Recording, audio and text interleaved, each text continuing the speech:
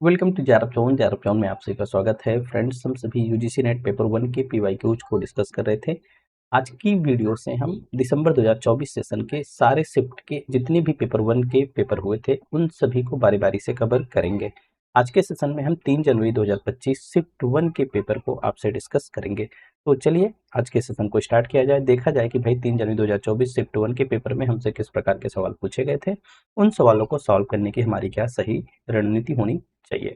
तो फर्स्ट से लेके 5 तक जो सवाल देखेंगे डेटा इंटरप्रिटेशन के सवाल है। आज के डेटा इंटरप्रिटेशन के सवाल में देखेंगे तो एक टेबल आपको दिख रहा होगा। इस टेबल में पहले कॉलम में महाविद्यालयों के नाम दिए गए हैं। महाविद्यालयों के नाम ए बी सी डी, ठीक है, ये 4 महाविद्यालय हैं और इन चारों महाविद्यालय में अलग अलग प्रकार के खेल खेलने वाले विद्यार्थियों का विवरण दिया गया है। जैसे अगर आप पहले कॉलम में देख पा रहे होंगे तो लिखा है शतरंज व स्क्वैश सीखने वाले विद्यार्थियों की कुल संख्या। पहले कॉलम में इस शतरंज व स्क्वैश सीखने वाले विद्यार्थियों की कुल संख्या, केवल 2 खेल शतरंज व स्क्वैश सीखने वाले विद्यार्थियों की कुल संख्या दी गई है। अब दूसरे कॉलम को अगर नजर डालेंगे तो शतरंज व स्क्वैश सीखने वाले विद्यार्थियों की संख्या के बीच अंतर बतलाया गया है। मतलब पहले में शतरंज प्लस स्क्वैश, मतलब शतरंज प्लस स्क्वैश मतलब दोनों खेल सीखने वाले विद्यार्थियों की संख्या दी गई है। दूसरे में शतरंज व स्क्वैश सीखने वाले विद्यार्थियों की संख्या के बीच में क्या डिफरेंसेज है, क्या अंतर है, उस अंतर को यहाँ पे बतलाया गया है। तीसरे कॉलम में देखेंगे तो कैरम सीखने वाले विद्यार्थियों का प्रतिशत दिया गया है, ना ये संख्या नहीं है, ध्यान रखिएगा, ये प्रतिशत है। अर्थात 3 प्रकार के खेल हैं कुल, शतरंज है, स्क्वैश है और कैरम सीखने वाले हैं, ठीक है। लेकिन कैरम सीखने वाले का परसेंटेज दिया गया है, शतरंज व स्क्वैश का अंतर दिया गया है और शतरंज प्लस स्क्वैश को मिलाकर उनकी संख्या दी गई है। इसके अलावा नोट में 3 और जानकारियां दी गई हैं। पहले नोट में अगर आप ध्यान देंगे तो पहले में दिया गया सीखने वाले विद्यार्थियों की कुल संख्या आप कैसे काउंट करेंगे, जो शतरंज सीखने वाले हैं, दूसरा जो स्क्वैश सीखने वाले हैं, तीसरा जो कैरम सीखने वाले हैं, तीनों की संख्या को अगर हम जोड़ देंगे तो हमको कुल संख्या मिल जाएगी। दूसरे नोट में बताया गया कि जो महाविद्यालय में प्रत्येक विद्यार्थी 3 में से केवल एक खेल सीखता है। मतलब जो चारों महाविद्यालय हैं, चारों महाविद्यालय में से प्रत्येक विद्यार्थी तीनों में से केवल एक खेल, तीनों मतलब शतरंज, स्क्वैश एंड कैरम में से केवल एक खेल सीखता है। तीसरे नोट में बताया गया कि प्रत्येक महाविद्यालय में शतरंज सीखने वाले विद्यार्थियों की जो संख्या है वो स्क्वैश सीखने वाले विद्यार्थियों की संख्या से अधिक है। इन तीनों बातों को ध्यान में रख के सवालों को आपको पढ़ना है, टेबल को कंसीडर करना है और आपको जवाब देने हैं, ठीक है। अब देखिए पहला जो सवाल यहाँ पे दिया गया है वो लिखा गया है महाविद्यालय बी व महाविद्यालय सी में विद्यार्थियों को मिलाकर उनकी संख्या के योग और महाविद्यालय ए में कैरम सीखने वाले विद्यार्थियों की संख्या के बीच अंतर कितना है। अब देखिए महाविद्यालय बी व महाविद्यालय सी में विद्यार्थियों को मिलाकर उनकी संख्या के योग और महाविद्यालय ए में कैरम सीखने वाले विद्यार्थियों की संख्या के बीच अंतर क्या है।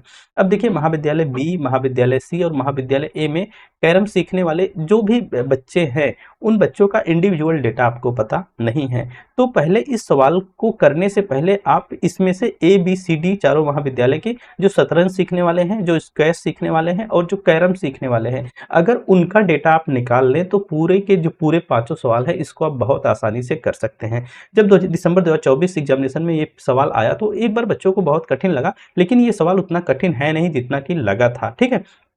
तो आपको करना क्या है, शतरंज का डाटा और स्क्वैश का डाटा और कैरम सीखने वाले का डाटा अलग अलग निकाल लेना है, प्लस टोटल विद्यार्थी कितने हैं ये निकाल लेना है, ठीक है। अगर आप इतना निकाल पा रहे हो तो आप आसानी से इस पूरे टेबल को कर जाओगे। मैं इसको आपको दिखलाने में थोड़ा समय जरूर लगेगा, लेकिन आप अगर देखेंगे तो इसको बहुत अच्छे से समझ जाएंगे और आसानी से इस प्रकार के डेटा इंटरप्रिटेशन के सवाल को कर लेंगे। तो चलिए पहले हम निकालना शुरू करते हैं। देखिए यहाँ पे लिखा गया है शतरंज व स्क्वैश सीखने वाले विद्यार्थियों की कुल संख्या दिया गया है 2100, प्लस अलग से लिखा गया कैरम सीखने वाले विद्यार्थियों का प्रतिशत कितना है। 3 प्रकार के खेल सीख रहे हैं बच्चे, शतरंज, स्क्वैश और कैरम। इसमें से कैरम अकेले कितना है, 30% है। इसका मतलब है कि जो शतरंज और स्क्वैश सीखने वाले हैं लोग हैं वो कुल मिला के कितने परसेंट होंगे, 70% होंगे। अर्थात अगर ए को कंसीडर करेंगे, कुछ इस प्रकार से आपको निकालना पड़ेगा, अगर ए को कंसीडर करेंगे जो 2100 लिखा है ये 70% के बराबर है, 70% बराबर है 2100 के। तो आप चाहे तो क्या निकाल लें, 100% निकाल लें। 100% निकाल लेंगे तो आपको कुल तीनों खेल में खेल सीखने वाले विद्यार्थियों की संख्या मिल जाएगी। अगर 70 का मान 2100 है तो इसको आप कैंसिल आउट कर दीजिए, 7 त्रिक का कितना हो जाएगा 21। यहाँ पे कुल जो कुल संख्या मिलेगी, मतलब तीनों खेल सीखने वाले जो विद्यार्थी मिलेंगे वो 3000 मिलेंगे। लगे हाथ आप कैरम सीखने वाले विद्यार्थियों का भी प्रतिशत निकाल लीजिए। भाई कैरम सीखने वाले प्रतिशत आपको पता है ना, संख्या निकाल लीजिए उसका, तो 30% की वैल्यू निकाल लीजिए। 30% की वैल्यू निकाले जाएंगे, भाई 30 का 30 में गुणा करेंगे तो कितना मिल जाएगा, 900। अब ध्यान से देखिएगा, 900 ए महाविद्यालय में कैरम सीखने वाले विद्यार्थियों की संख्या है और 3000 तीनों खेल सीखने वाले विद्यार्थियों की संख्या है। इसी प्रकार आप बी का भी निकालना चाहे तो निकाल लीजिए। देखिए 35% कैरम सीखने वाले हैं, इसका मतलब ये जो डाटा है आपका 65% है। तो 65% की जो वैल्यू है 1170 है, तो आपको 100% की वैल्यू निकालनी है। जब 65% की वैल्यू 1170 है, तो अगर 100% की वैल्यू निकालने जाएंगे तो आप इसको कैंसिल आउट कर दीजिए ना। जब कैंसिल आउट करेंगे तो आपको यहाँ से 1800 मिल जाएगा। जब कुल संख्या तीनों खेल सीखने वाले 1800 हो गए, तो 35% की वैल्यू भी आप आराम से निकाल लीजिएगा। 35% की वैल्यू निकालेंगे तो आपको 630 यहाँ पे मिल जाएगा। ठीक है, इस प्रकार से देखिए ये टोटल संख्या आपको मिल जा रही है और ये कैरम सीखने वालों की संख्या मिल जा रही है। इसी प्रकार अगर आप सी का निकालना चाहेंगे तो सी का निकाल लीजिए। अब देखिए 40% अगर कैरम सीखने वाले हैं, इसका मतलब है कि ये 1260 है, कितने 60%। ठीक है, 60% का मान अगर 1260 है तो 100% की वैल्यू निकाल लीजिए। अब ये हो गया 6 दूना 12, 6 के 6, अब ये बन गया पूरा 2100। कितना बन गया 2100। अब इसमें से 40% की वैल्यू अगर आप निकालेंगे, 40 गुणे 21 कर लेंगे तो 40 20 करेंगे तो 800 मिल जाएगा। तो कुल मिला के आपको यहाँ से मिल जाएगा, और 40 1 40 तो 840 मिल जाएगा। तो कैरम सीखने वाले कितने हैं 840 है, और कुल संख्या सी महाविद्यालय की कितनी है 2100 है। इसी प्रकार अगर डी को कैलकुलेट करेंगे तो ये 25% है, तो 75% की वैल्यू कितनी है 1800 है। अब 100% की वैल्यू आप निकाल लीजिए। अगर 75% की वैल्यू 1800 है तो 100% की वैल्यू आप कैलकुलेट करोगे तो आपको 2400 मिल जाएगी। कैलकुलेट करना बहुत ही आसान है, चाहे इसको आप 15 से काट लो, चाहे 25 से काट लो, किसी से भी काट सको। देखो लेफ्ट एंड राइट कट कर सकते हो, टॉप एंड बॉटम कट कर सकते हो। ठीक है, तो ध्यान दे लीजिएगा। अब फिर 25% की वैल्यू आप आराम से निकालो, 25% की वैल्यू निकालोगे तो 600 मिल जाएगा।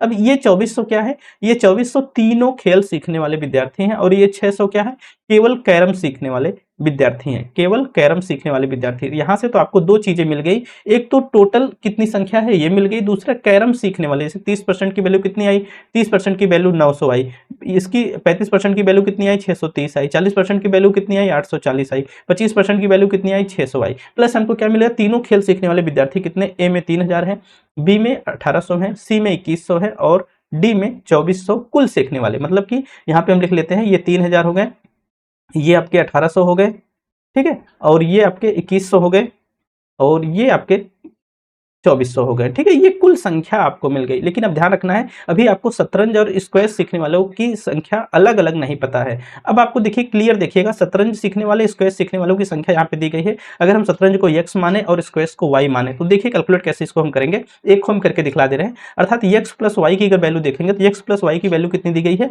2100 दी गई है। दूसरे ही क्रम में कहा गया कि शतरंज व स्क्वैश सीखने वाले विद्यार्थियों की संख्या के बीच अंतर भी हमको दिखलाया गया है। अर्थात x माइनस वाई की भी वैल्यू दी गई है, x माइनस वाई की वैल्यू कितनी है 300 है। तो देखिए माइनस ये चल जाएगा, तो यहाँ पे आपको मिल जाएगा 2x, यहाँ पे मिल जाएगा 2400। ठीक है, अब x की वैल्यू आप यहाँ से निकालोगे तो x की वैल्यू आपको 1200 मिल जाएगी। अगर शतरंज सीखने वाले x मतलब शतरंज ना, शतरंज सीखने वाले 1200 है, तो 1200 आप किससे डिडक्ट कर दीजिए 2100 से डिडक्ट कर देंगे। तो x की वैल्यू अगर 1200 मिल गई आपको, तो y की वैल्यू यहीं पे निकालेंगे तो 2100 में से अगर 1200 निकालेंगे तो आपको 900 मिल जाएगा। ठीक है, आपको 900 मिल जाएगा। अर्थात शतरंज खेलने वाले 1200 हैं और स्क्वैश सीखने वाले 900 लोग हैं। इसी प्रकार एक और देख लीजिए, b की वैल्यू अगर आप देखेंगे तो x प्लस वाई की जो वैल्यू दी गई है वो 1170 दी गई है। ठीक है, और x माइनस वाई की जो वैल्यू है मतलब कि b में 1170 और 30 दी गई है।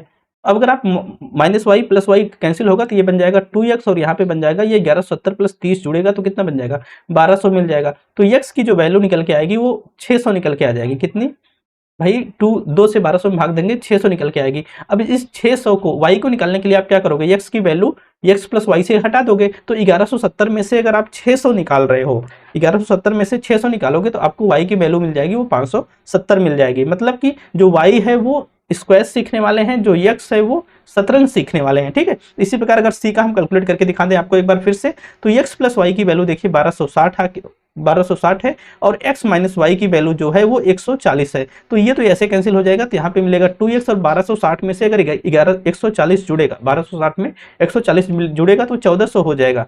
तो x की वैल्यू कैलकुलेट करोगे, 2x की वैल्यू निकल के आएगी 700। अब 700 निकल के आई, 700 को आप 1260 में से घटा दो। ठीक है, तो y की वैल्यू मिल जाएगी, तो y को वैल्यू मिलेगी 700, अगर 1260 में से निकालोगे तो आपको 560 मिल जाएगा। इसी प्रकार अगर आप d की वैल्यू को कैलकुलेट करोगे बच्चा, तो d की वैल्यू कैलकुलेट करोगे, d में आपको x का जो मान निकल के आएगा, x का मान वो 1100 निकल के आएगा, और जो y का मान निकल के आएगा वो 700 निकल के आएगा। इस प्रकार आपको क्या क्या पता चल गया, शतरंज खेलने वालों की संख्या, स्क्वैश सीखने वालों की संख्या, प्लस कुल संख्या प्लस कैरम सीखने वालों की संख्या आपको पता चल गई। अब आप आराम से ऐसे सवालों के जवाब दे लेंगे। जो भी डिफिकल्टीज थी यही इतना था, कैलकुलेशन करना, डिफिकल्टीज नहीं थी, कैलकुलेशन करना था। हमको बताने में इतना समय लगा, एक्चुअल में इतना समय लगता नहीं, फटाफट आप इसको कर लेते। अब अगर इसको आप कर लिए हैं तो पांचों सवाल बहुत ही चुटकी में आप कर सकते हैं। तो चलिए इस सवाल को हम सॉल्व करते हैं। जो पहला सवाल है, देखिए हमने वही डाटा जो आपको कैलकुलेट करके दिखाया यहाँ पे, वही डाटा यहाँ पे टेबलेटेड कर दिया है। देखिए पहले कॉलम ये देखिए, सीखने वाले विद्यार्थियों की कुल संख्या हमने यहाँ पे इनपुट कर दी है, कैरम सीखने वाले विद्यार्थियों की संख्या यहाँ इनपुट कर दी है, शतरंज सीखने वाले विद्यार्थियों की कुल संख्या यहाँ इनपुट कर दी है, और स्क्वैश सीखने वाले विद्यार्थियों की संख्या हमने यहाँ पे इनपुट कर दी है। अब देखिए सवाल, महाविद्यालय बी व महाविद्यालय सी में विद्यार्थियों को मिलाकर उनकी संख्या के योग और महाविद्यालय ए में कैरम सीखने वाले विद्यार्थियों की संख्या के बीच अंतर क्या है। महाविद्यालय बी व महाविद्यालय सी में विद्यार्थियों को मिलाकर, महाविद्यालय बी कुल संख्या तो यही है ना, महाविद्यालय बी में देखिए कितनी संख्या है, 1800 है, और महाविद्यालय सी में देखिए कुल संख्या कितनी है, 2100 है। अगर आप 1800 और 2100 को जोड़ोगे तो कितना मिल जाएगा, 3900 मिल जाएगा। कह रहा है इनके योग और महाविद्यालय ए में कैरम सीखने वाले विद्यार्थियों के बीच अंतर क्या है। महाविद्यालय ये कहाँ है, यहाँ पे है। कैरम सीखने वाले कितनी संख्या है भाई, कैरम सीखने वाले की संख्या 900 है। अगर आप इसमें से 900 निकाल दोगे तो आपको संख्या जो मिल जाएगी वो कितनी मिल जाएगी, 3000 मिल जाएगी। अर्थात इसका राइट आंसर जो है वो फर्स्ट वाला विकल्प बन जाएगा। उम्मीद करता हूं हमने जो आपको बातें बतलाई है आपको समझ आई होंगी, और ये जो सवाल हमने आपको पहला बताया वो भी समझ आ गया होगा। चलते हैं सेकंड की तरफ। लिखा है, फिर से वही चीज आपको ध्यान में रखनी है। अब देखिए ये सवाल है, ये टेबल तो आप समझ ही गए हैं, ये पूरा सवाल है। देखिए यही टेबल हमने यहाँ भी इनपुट किया है। ये दूसरा सवाल है, आपको लिखा है यदि महाविद्यालय सी में शतरंज सीखने वाले विद्यार्थियों की संख्या का महाविद्यालय ई में शतरंज सीखने वाले विद्यार्थियों की संख्या का अनुपात 7:9 है। सी में शतरंज सीखने वाले की संख्या, सी में शतरंज सीखने वाले कितने हैं, सी कहाँ है भाई, सी यहाँ पे है, और शतरंज सीखने वाले कितने हैं, 700 हैं। कह रहा है सी में शतरंज सीखने वाले विद्यार्थियों की संख्या का महाविद्यालय ई, महाविद्यालय ई हाइपोथेटिकल है, ई है नहीं, ध्यान में रखिएगा। महाविद्यालय ई में शतरंज सीखने वाले विद्यार्थियों की संख्या का अनुपात 7:9 है। मतलब कि सी और ई में शतरंज सीखने वाले का जो रेशियो है 7:9 है। लेकिन सी का हमें डाटा पता है, सी में शतरंज सीखने वाले 700 लोग हैं। अब भाई शतरंज सी बटे ई करेंगे तो 7/9 आ रहा है। 7 का मान तो हमें पता है, 7 का मान 700 है, 7 का मान 700 है, तो हम आराम से 9 की वैल्यू निकाल सकते हैं। अगर हम 9 की वैल्यू निकालने जाएंगे तो 7 का 100 टाइम जाएगा और 9 का मल्टीप्लाई करेंगे तो 900 आ जाएगा। कहने का मतलब यह है कि सी में संख्या थी 700 शतरंज सीखने वालों की, तो ई में जो शतरंज सीखने वालों की संख्या है वो कितनी है, 900 है। ठीक है, इतनी बात ध्यान में रखिएगा, ये कितनी है, 900 है। अब आगे चलते हैं, कॉमा दिया है ना, तो महाविद्यालय ई में महाविद्यालय ई में स्क्वैश सीखने वाले विद्यार्थियों की संख्या महाविद्यालय बी में स्क्वैश सीखने वाले विद्यार्थियों की संख्या से 20% अधिक है। ई तो हाइपोथेटिकल है, आप बी की वैल्यू देख लो, बी कहाँ है, बी यहाँ पे है, और स्क्वैश सीखने वाले कितने हैं, यहाँ पे हैं। बी में ध्यान से देखिएगा, बी में स्क्वैश सीखने वाले विद्यार्थियों की संख्या 20 पर, मतलब ई में स्क्वैश सीखने वाले विद्यार्थियों की संख्या महाविद्यालय बी में स्क्वैश सीखने वाले विद्यार्थियों की संख्या से 20% अधिक है। अर्थात ई में अधिक है, तो बी में जो स्क्वैश सीखने वालों की संख्या है 570 है। अगर इसको हम 100 मान ले तो 100 का मान 570 है, तो 20% अधिक आप निकालना है तो 120 की वैल्यू आप निकालने जाओगे। ठीक है, 120 की वैल्यू निकालने जाओगे तो आप आराम से इसको कैलकुलेट कर सकते हो। देखो यहाँ से ये चला गया, ठीक है, और यहां से ये चला गया। 57 में अगर 12 का आप गुणा कर देंगे तो 57 दफा 570 होता है, 57 दोनों करेंगे तो आपको कुल मिला के जो वैल्यू मिल जाएगी वो 684 मिल जाएगी। अर्थात जो 684 मिली है वो किसकी वैल्यू है, वो ई की वैल्यू है, इस बात को ध्यान में रखिएगा। अब आगे कह रहा है महाविद्यालय ई में कैरम सीखने वाले विद्यार्थियों की संख्या, महाविद्यालय ई तो हाइपोथेटिकल है, महाविद्यालय ई में कैरम सीखने वाले विद्यार्थियों की संख्या महाविद्यालय डी में कैरम सीखने वाले विद्यार्थियों की संख्या से 30% कम है। तो महाविद्यालय ई तो है नहीं, डी है, मगर डी में कैरम सीखने वाले, डी में कैरम सीखने वाले कितने हैं, 600 हैं। कैरम सीखने वाले कितने हैं, 600 हैं। तो डी में जो कैरम सीखने वाले हैं कितने, 600 हैं। कह रहा है कि ई में कैरम सीखने वाले विद्यार्थियों की संख्या डी से 30% कम है। तो अगर हम 100 की वैल्यू, 100 का मान कितना बना दे, 600 बना दे, 30% कम का मतलब 70, 70 की वैल्यू हम निकाल ले रहे हैं। 100 का 6 टाइम जाएगा और 70 का 6 में गुणा होगा, 6 शून्य शून्य होता है, 6 सत्ते 42, अर्थात 420। 3 संख्याएं हमको मिल गई। अब कह रहा है कि तो महाविद्यालय ई में विद्यार्थियों की कुल संख्या कितनी है। मतलब भाई यहाँ से हमें 900 मिला, यहाँ से 684 मिला और यहाँ से 420 मिला। अगर हम सबको जोड़ देते हैं, 900 प्लस 684 प्लस 420, तो ऐसे जोड़ोगे तो 9 6 15 होता है, 15 4 19 होता है, 19 और फिर 84 और 20, 84 10 94 हो जाएगा, और फिर जोड़ेंगे तो ये 2000 बन जाएगा। तो कुल मिला के आपको देखने में मिल रहा होगा 2004 इसका राइट आंसर बन जाएगा। तो हमने तीनों अलग अलग वैल्यू, ये टेबल हमने कैलकुलेट कर लिया था, इसलिए इस सवाल को हम बहुत आसानी से हैंडल कर लिए। ठीक है, तो चलिए तीसरे सवाल की तरफ चलते हैं। तीसरा सवाल है, महाविद्यालय सी में कैरम सीखने वाले विद्यार्थियों की संख्या महाविद्यालय ए में शतरंज सीखने वाले विद्यार्थियों की संख्या से कितना परसेंट कम है। ठीक है, महाविद्यालय सी में कैरम सीखने वालों की संख्या, सी कहाँ है, यहाँ पे है। सी में कैरम सीखने वालों की संख्या कितनी है, 840 है। सी में कैरम सीखने वालों की संख्या कितनी है, 840 है। और महाविद्यालय ए में शतरंज सीखने वाले, महाविद्यालय ए में शतरंज सीखने वाले कितने हैं, 1200 हैं। तो 1200 में से आप 840 निकाल दोगे, तो 1200 में से आप 840 निकाल दोगे, तो 1200 में से अगर 840 हम निकालेंगे तो हमको कितना मिल जाएगा, जान रहे हैं, 360 मिल जाएगा ना, हाँ इतना मिलेगा, 360 मिल जाएगा। कितना परसेंट कम है देखने के लिए आप क्या करोगे, 360 का गुणा 100 में करोगे और नीचे ले आओगे 1200, 00 से 00 जाएगा तो 12 यहीं 36 होगा। तो 30% हम कह सकते हैं कि कम है, अर्थात इसका राइट विकल्प 30 चौथा वाला विकल्प हो जाएगा। तो देखिए, अगर आपने टेबल को कैलकुलेट कर लिया, सारे डेटा को फाइंड आउट कर लिया, तो सवाल बहुत छोटे छोटे दिए गए हैं। ठीक है, चलिए क्वेश्चन नंबर 4 की तरफ चलते हैं। हो गया ये, क्वेश्चन नंबर 4 की तरफ चलते हैं। अब देखिए क्वेश्चन नंबर 4 में जो दिया गया है, 1 मिनट, इसकी 3 स्लाइड हो गई है क्या, ठीक है। क्वेश्चन नंबर 4 की तरफ चलते हैं।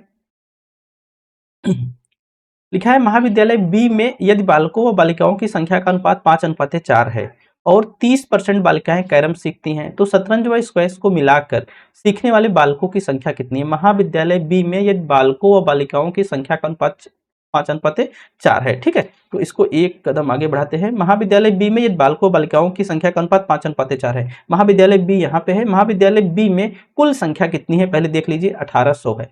कुल संख्या कितनी है, 1800 है। कह रहा है कि 1800 में भाई 5:4 में बालक और बालिकाएं हैं। तो चलिए बांट लेते हैं। 1800 हमको कुल संख्या मिली है, अगर 5:4 में इसको आप बांटेंगे तो 5 4 9, 9 की कुल संख्या कितनी है, 1800 है। 9 की कुल संख्या कितनी है, 1800 है। तो 5 की संख्या निकालेंगे तो 9 दूना 18 होता है, तो 200। तो 5 वाले की संख्या कितनी बन गई, 1000, और 4 वाले की संख्या कितनी बन गई, 800। ठीक है, इतनी बातें तो आप सभी समझ रहे होंगे। तो 1000 कौन है, ये 1000 बालक हैं और 800 कौन है, बालिका है। इतनी बातें तो आप शायद समझ रहे होंगे। ठीक है, अब कह रहा है कि 5:4 है और 30% बालिकाएं कैरम सीखती हैं। अब जो 800 बालिका है, 800 बालिका में से 30% ऐसी बालिकाएं हैं जो कि कैरम सीखती हैं। तो अब हम 100 मान लेते हैं, 800 है भाई, इसमें से 30%, 100 अट्ठे 800, 30 अट्ठे मतलब 240 ऐसी बालिकाएं हैं जो कि कैरम सीखती हैं। कैरम सीखती हैं 240 बालिकाएं कैरम सीखती हैं। आगे कह रहा है कि शतरंज व स्क्वैश को मिलाकर सीखने वाले बालकों की संख्या कितनी है। अभी तो बालक की संख्या कितनी है, 1000 आपको मिल गई है। बालक की संख्या कितनी मिल गई है, 1000 मिल गई है। अब देखिए ये क्या था, 240 कैरम सीखती हैं, 240 कैरम सीखती हैं। तो कैरम सीखने वाले बालक अगर आप देखेंगे, कैरम सीखने वाले बालक कहाँ हैं, कैरम सीखने वाले की जो संख्या आपको मिलेगी वो 630 मिल जाएगी। ठीक है, देखिए खूब ध्यान से देखिएगा, कैरम सीखने वाले, ठीक है, कैरम सीखने वाले की संख्या कितनी है, 630 है, 630 है। और इसमें कह रहा है कि भाई 240 ऐसी बालिकाएं, 240 ऐसी हैं जो कि कैरम सीखती हैं और बालिकाएं हैं। तो 240 अगर 630 में से आप निकाल देंगे तो आपको मिल जाएगा, जानते हैं कितना, 390 मिल जाएगा। अब 240 क्या है भाई, ये कैरम सीखने वाली बालिकाएं हैं, और 630 क्या है, कैरम सीखने वाले कुल लोग हैं। तो यहां से आपको क्या मिल गया, 390 मिल गया।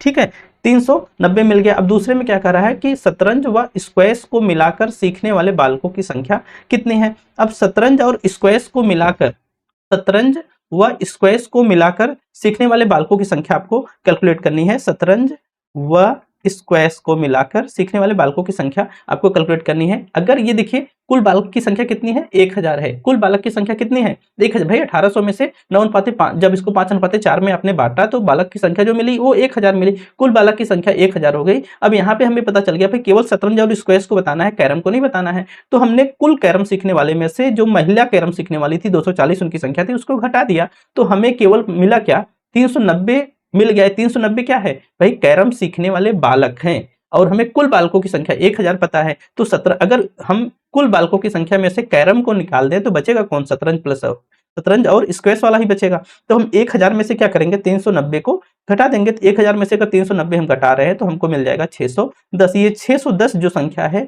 वो शतरंज व स्क्वैश सीखने वाले बालकों की संख्या है। ठीक है, शतरंज व स्क्वैश सीखने वाले बालकों की संख्या है। अर्थात इसका जो राइट आंसर बनेगा वो बी वाला विकल्प बन जाएगा, अर्थात राइट आंसर 610 बन जाएगा। ठीक है, चलिए लास्ट सवाल की तरफ चलते हैं।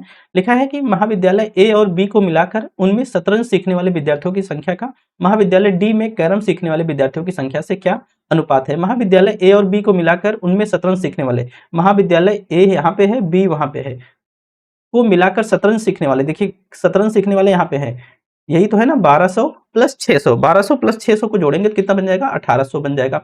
शतरंज सीखने वाले विद्यार्थियों की संख्या का महाविद्यालय डी में कैरम सीखने वाले विद्यार्थियों की संख्या के साथ, महाविद्यालय डी कहाँ है, यहाँ पे है, कैरम सीखने वाले की संख्या कहाँ पे है, यहाँ पे है, अर्थात 1800 और 600 का अनुपात देखना है। इसे कट करोगे तो ये 18 और 6 बन गया, तो 6 के 6 होता है, 6 3 18 होता है। हम कह सकते हैं 3:1 इनके बीच में रेशियो बनेगा। तो देखिए जो डेटा इंटरप्रिटेशन के सवाल है वो ऐसे ही थोड़ा सा आपको इंटरप्रेट करना पड़ेगा इनके नाम के अनुसार, बाकी डिफिकल्टीज नहीं होते, कैलकुलेशन बहुत बड़ा इसमें नहीं दिया जाता है, बस थोड़ा सा आपको मतलब कि लैंग्वेज में फंसाया जाता है, लिखने सवाल को लिखने के जो तरीके होते हैं उसमें फंसाया जाता है। अगर आप उसमें उलझे तो आपका ये सवाल अक्सर छूट जाता है, बहुत सारे बच्चे इससे डर के भाग जाते हैं, ठीक है, छोड़ देते हैं इसको। लेकिन अगर आप थोड़ा सा इस पे कंसीडर करेंगे खुद को तो आराम से आप 5 दूना 10 नंबर अपने बना सकते हैं। तो उम्मीद करता हूं डेटा इंटरप्रिटेशन के सवाल आपको समझ आ गए होंगे। क्वेश्चन नंबर 6 है, मैच द कॉलम से सवाल पूछा गया है। सॉफ्टवेयर एक तरफ दिया गया है, दूसरी तरफ उसका यूज बतलाया गया है। पहले में काहूत है, दूसरा पैडलेट है, लेविस्टर है और टर्नटिन है।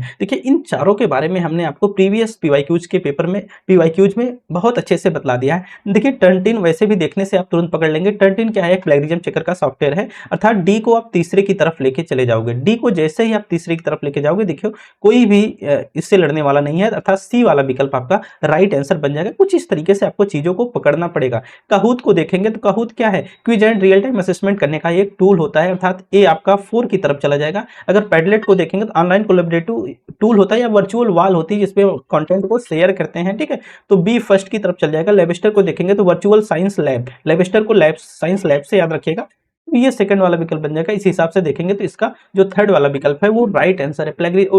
जो मैच द कॉलम के सवाल आते हैं, कई सारे या बहुत सारे सवाल ऐसे आते हैं जो कि ऐसे टू द पॉइंट होते हैं, आप एक भी पकड़ पाए तो कई टाइम होता है कुछ सवाल हल हो जाते हैं, लेकिन कई टाइम आपको 1 2 या कई टाइम तो 3 तक मैच कराने पड़ जाते हैं, लेकिन मैक्सिमम ऐसे ही मिल जाते हैं, ठीक है।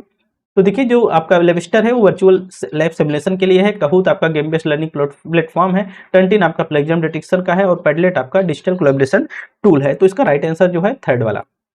देखिए वही सारी चीजें यहाँ पे लिखी गई हैं, आप इसका स्क्रीनशॉट लेके पढ़ लीजिएगा। नेक्स्ट आने identify the form of social desirability bias, सामाजिक वांछनीयता पूर्वग्रह के रूपों को पहचानिए। सोशल डिजेबिलिटी बायस का मतलब ये है कि भाई आप समाज से अपने फेवर में अच्छा चाह रहे हो, ठीक है, अच्छा चाह रहे हो या ऐसा चाह रहे हो कि समाज आपको अच्छा देखे, अच्छा समझे, अच्छा माने, ठीक है। तो ऐसे में आपके अंदर ये बायसनेस है समाज के प्रति कि लोग आपको अच्छा जाने और समझे, तो उसके लिए आप क्या करोगे, तो लिखा है कि भाई ऑब्जर्वर ड्रिफ्ट है, ये इंप्रेशन मैनेजमेंट है, साइकोलॉजिकल इफेक्ट है कि सेल्फ डिसेप्शन पॉजिटिविटी है।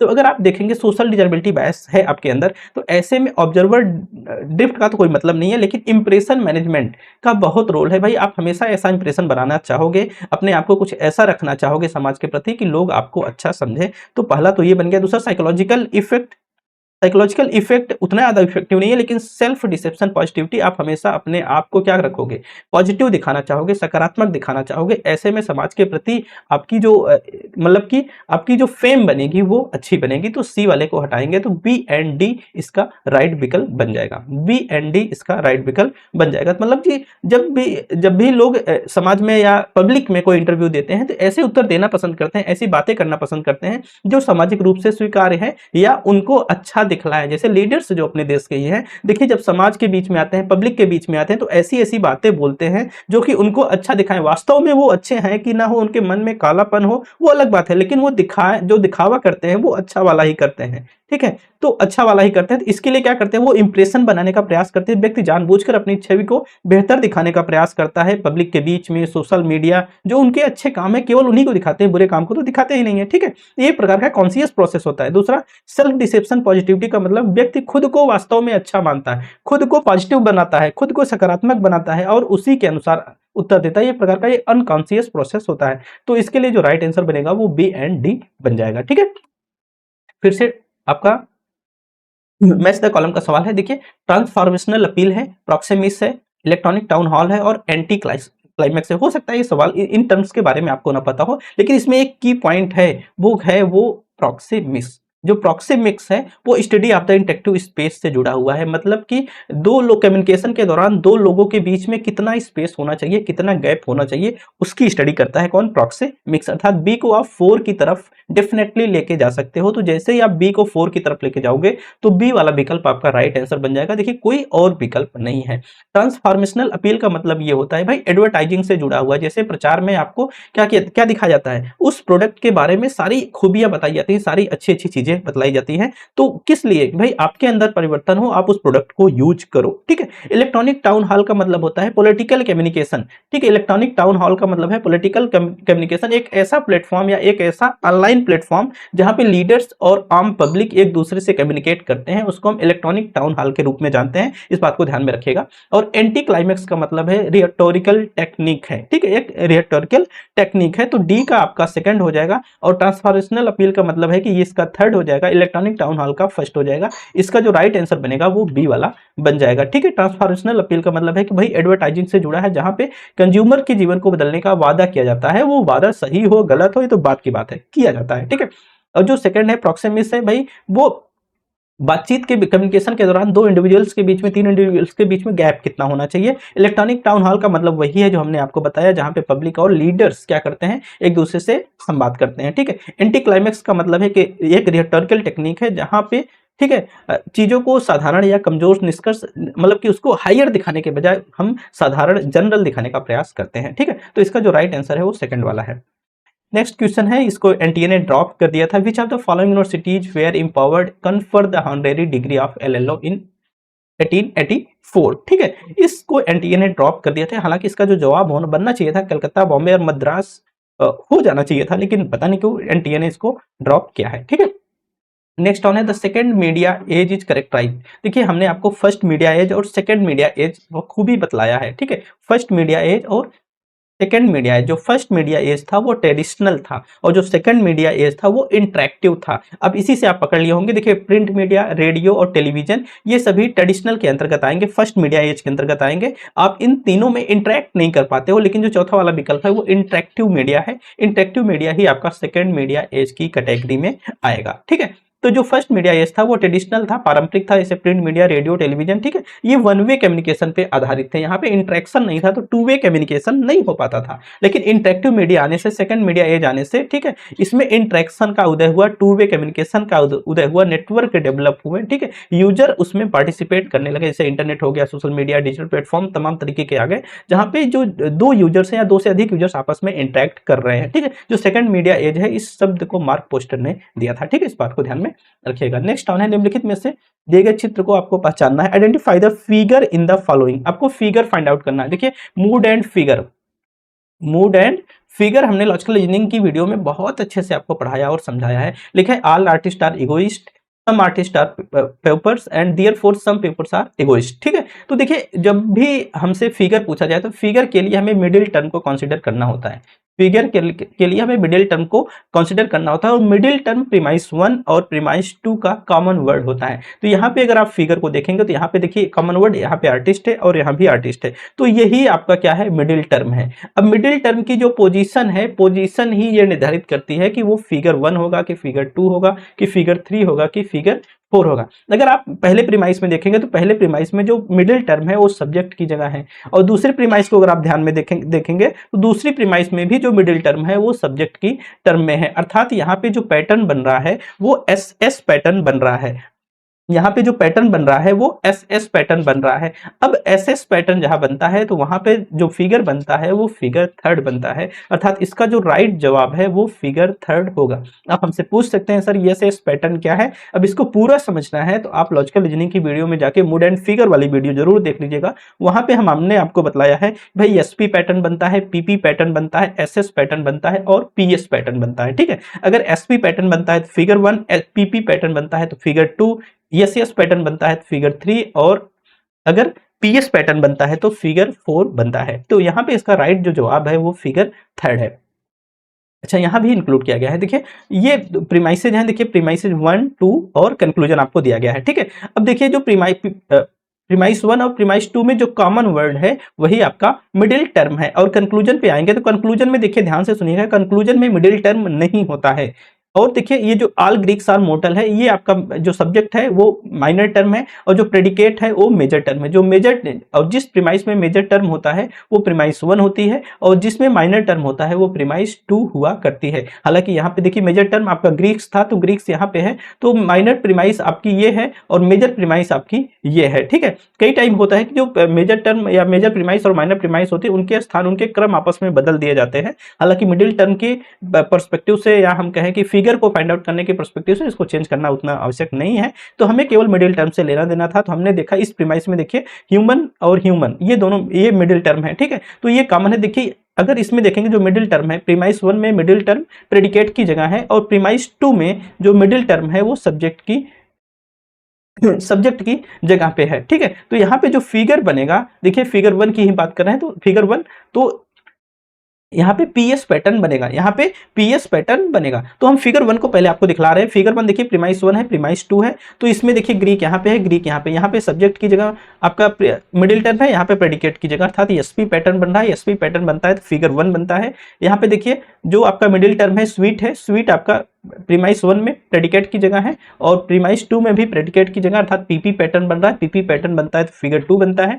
मिडिल टर्म को देखेंगे तो यहाँ पे सब्जेक्ट की जगह है, और प्रीमाइस 2 में भी सब्जेक्ट की जगह है, अर्थात एसएस पैटर्न बन रहा है। एसएस पैटर्न बनता है तो फिगर 3 बनता है। फिगर 4 पे आएंगे तो देखिए यहाँ पे जो मिडिल टर्म है आपका प्रेडिकेट है, और प्रीमाइस 2 में देखेंगे मिडिल टर्म आपका सब्जेक्ट में है, अर्थात पीएस पैटर्न बन रहा है। जब पीएस पैटर्न बनता है तो फिगर 4 बनता है। ब्रीफ में हमने आपको समझा दिया है, उम्मीद करता हूं बातें समझ आ गई होंगी। अगर कुछ ना समझ आए तो बस इतना ही याद कर लीजिए। मिडिल टर्म की पोजीशन ध्यान में रखिएगा, मिडिल टर्म कैसे देखेंगे इसको ध्यान में रखिएगा। प्रीमाइस 1 प्रीमाइस 2 में जो कॉमन टर्म होगा वो आपका मिडिल टर्म होगा, इस बात को ध्यान में रखिएगा।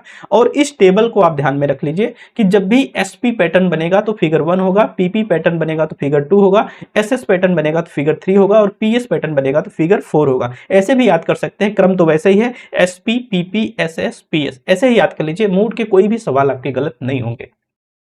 Next on the measurement for the screen resolution for a laptop is 1280, ठीक है, into 1024 which of the following is unit use to measure screen resolution. देखिए स्क्रीन रेजोल्यूशन को मेजर करने के लिए हम क्या करते हैं भाई, पिक्सल को हम नॉमिनेट करते हैं, ठीक है। पिक्सल, स्क्रीन पिक्सल से इसको हम मापते हैं। पिक्सल्स क्या होते हैं भाई, ये छोटे छोटे डॉट्स होते हैं, छोटे छोटे डॉट्स होते हैं वर्टिकल और हॉरिजॉन्टल के रूप में, ठीक है। आप भी जानते होंगे कि आप जब वीडियोज हमारी देखते हैं, कई टाइम होता है कि कोई जिसका डेटा कम होता है तो 360 पिक्सल पे देखता है, जिसका ज्यादा होगा 480 पे देखेगा, और ज्यादा डेटा है तो 780 देखेगा, अनलिमिटेड डेटा है तो 1080 पिक्सल पे देखता है। जितने हायर पिक्सल्स पे आप जाते हैं क्लैरिटी उतनी ज्यादा बढ़ती चली जाती है। इसका मतलब है कि स्क्रीन पर उतने ज्यादा हॉरिजॉन्टल एंड वर्टिकल डॉट्स बनते हैं। तो स्क्रीन जो रेजुलेशन है वो पिक्सल से जुड़ी हुई है, ठीक है। Next on, a study that involves manipulation and control the independent variable to assess if they cause a change in the independent variable relates to. कह रहा है कि मैनिपुलेशन हो रहा है इंडिपेंडेंट वेरिएबल्स में और कंट्रोल किया जा रहा है, ठीक है। चेंज मापने के लिए, असेस करने के लिए भाई जो काज है, काज का प्रभाव डिपेंडेंट वेरिएबल पे प्रॉपर बन रहा है कि नहीं बन रहा है, ठीक है। तो यही मेजर करना है भाई। ऐसी घटनाएं किसमें होती हैं, ऐसी घटनाएं एक्सपेरिमेंटल रिसर्च में होती हैं। इसमें एक आईवी होता है, दूसरा डीवी होता है। आईवी में ही हम क्या करते हैं, मैनिपुलेट करते हैं, और मैनिपुलेशन के बाद हम देखते हैं आईवी में मैनिपुलेशन का प्रभाव डीवी पर कितना पड़ रहा है, या इसलिए भी करते हैं डीवी पर वही प्रभाव देखने को मिले जो हम आईवी में मैनिपुलेट कर रहे हैं। तो इसका जो राइट आंसर बनेगा वो एक्सपेरिमेंटल रिसर्च बनेगा। तो एक्सपेरिमेंटल रिसर्च में ही हम कंट्रोल करते हैं और आईवी में मैनिपुलेट करके डीवी में उसका प्रभाव देखते हैं, ठीक है। जो इसके अलावा जो लॉन्गिट्यूडनल रिसर्च है भाई, इसमें हम क्या करते हैं, जैसे 10 साल 15 साल 20 साल तक एक ही स्टडी को कंटिन्यू करते हैं। समय के साथ इसमें हम कई एक टाइम डेटा को बीच बीच में कलेक्ट करते हैं। जो आर्किवल रिसर्च है भाई, पहले से जो मौजूद डेटा होते हैं उस पर स्टडी होती है। केस स्टडी तो आप जानते हैं, किसी भी केस को डीपली एनालाइज करना, केस स्टडी, ठीक है। Next on, arrange the following the correct order of the their appearance of the APA style of writing a book reference, ठीक है। एपीए स्टाइल पिछले 3-4 पेपर से लगातार आपसे पूछा गया है, उसका सीक्वेंस ही पूछा गया है कि अगर आप कोई बुक रेफरेंस कर रहे हो तो दिए गए विकल्पों में से रेफरेंस कौन सा होगा। देखिए ईयर ऑफ द पब्लिकेशन है, last name of the author है, name of the publishing company है, टाइटल ऑफ द बुक है। तो देखिए last name of the author, last name of the author सबसे पहले ही होता है, अर्थात बी वाला तो सबसे पहले आ जाएगा, ठीक है। बी के बाद ईयर ऑफ द पब्लिकेशन आ जाएगा, क्या आ जाएगा, ईयर ऑफ द पब्लिकेशन आ जाएगा, बी ए आ जाएगा। जैसे ही बी ए आएगा तो आप देख पा रहे होंगे चौथा वाला विकल्प आपका सही हो जाएगा। फिर आपका आ जाएगा टाइटल ऑफ द बुक आ जाएगा, फिर आपका name of the publishing company आ जाएगा। तो BADC इसका राइट आंसर बन जाएगा। ठीक है, तो देखिए ये फॉर्मेट है, ये अथर का नाम है, पब्लिकेशन ईयर है, आर्टिकल टाइटल है। ये तो अच्छा, ये आर्टिकल का रेफरेंस है, बुक का रेफरेंस नहीं है, गलती से इसको हमने ऐड कर दिया है, लेकिन क्रम आपको यही होगा। यहाँ पे अथर का नाम हो गया, पब्लिकेशन ईयर हो गया, यहाँ पे टाइटल ऑफ द बुक हो गया, यही तो हो गया ना, टाइटल ऑफ द बुक हो गया, फिर उसके बाद कौन सी कंपनी उसको पब्लिश कर रही है उसका नाम हो जाएगा। ठीक है, तो इस तरीके से आप देख लीजिएगा इसको। नेक्स्ट ऑन है new university setup the between 1920 to 1930 in India a purely affiliating. भारत में इन इंडिया की, ठीक, इन इंडिया की बात हो रही, भारत में 1920 से 30 के बीच में स्थापित नए विश्वविद्यालयों में से एक विशुद्ध रूप से संबद्ध विश्वविद्यालय था। तो नागपुर, लखनऊ, पटना, रंगून। ठीक है, अगर पटना को देखेंगे तो पटना जो यूनिवर्सिटी थी 1917 में स्थापित हुई थी। लखनऊ को देखेंगे तो 1920 में स्थापित हुई थी। रंगून को देखेंगे तो ये भी 1920 में ही स्थापित हुई थी। नागपुर को तो हमने क्लियर 1923 में स्थापित हुई थी। और कह रहा है विशुद्ध रूप से संबद्ध विश्वविद्यालय था, तो इसको जो एनटीए ने इस क्वेश्चन को क्या किया है, ड्रॉप्ड की कैटेगरी में रखा है। ठीक है, ड्रॉप्ड की कैटेगरी में रखा है। तो हालांकि इस डेटाज को आप ध्यान में रखिएगा, रंगून 1920 में, पटना 1917 में, लखनऊ 1920 में, हालांकि नवंबर 1920 है। ठीक है, और नागपुर आपका 1923 में ये स्थापित हुई। तो रंगून यूनिवर्सिटी पहले एक कॉलेज हुआ करती थी। ठीक है, बाद में चलकर ये रंगून यूनिवर्सिटी बनती है 1920 के दशक में, इस बात को भी ध्यान में रखिएगा। ठीक है, नेक्स्ट ऑन है यदि L M represent number L in the base M, मतलब ऐसे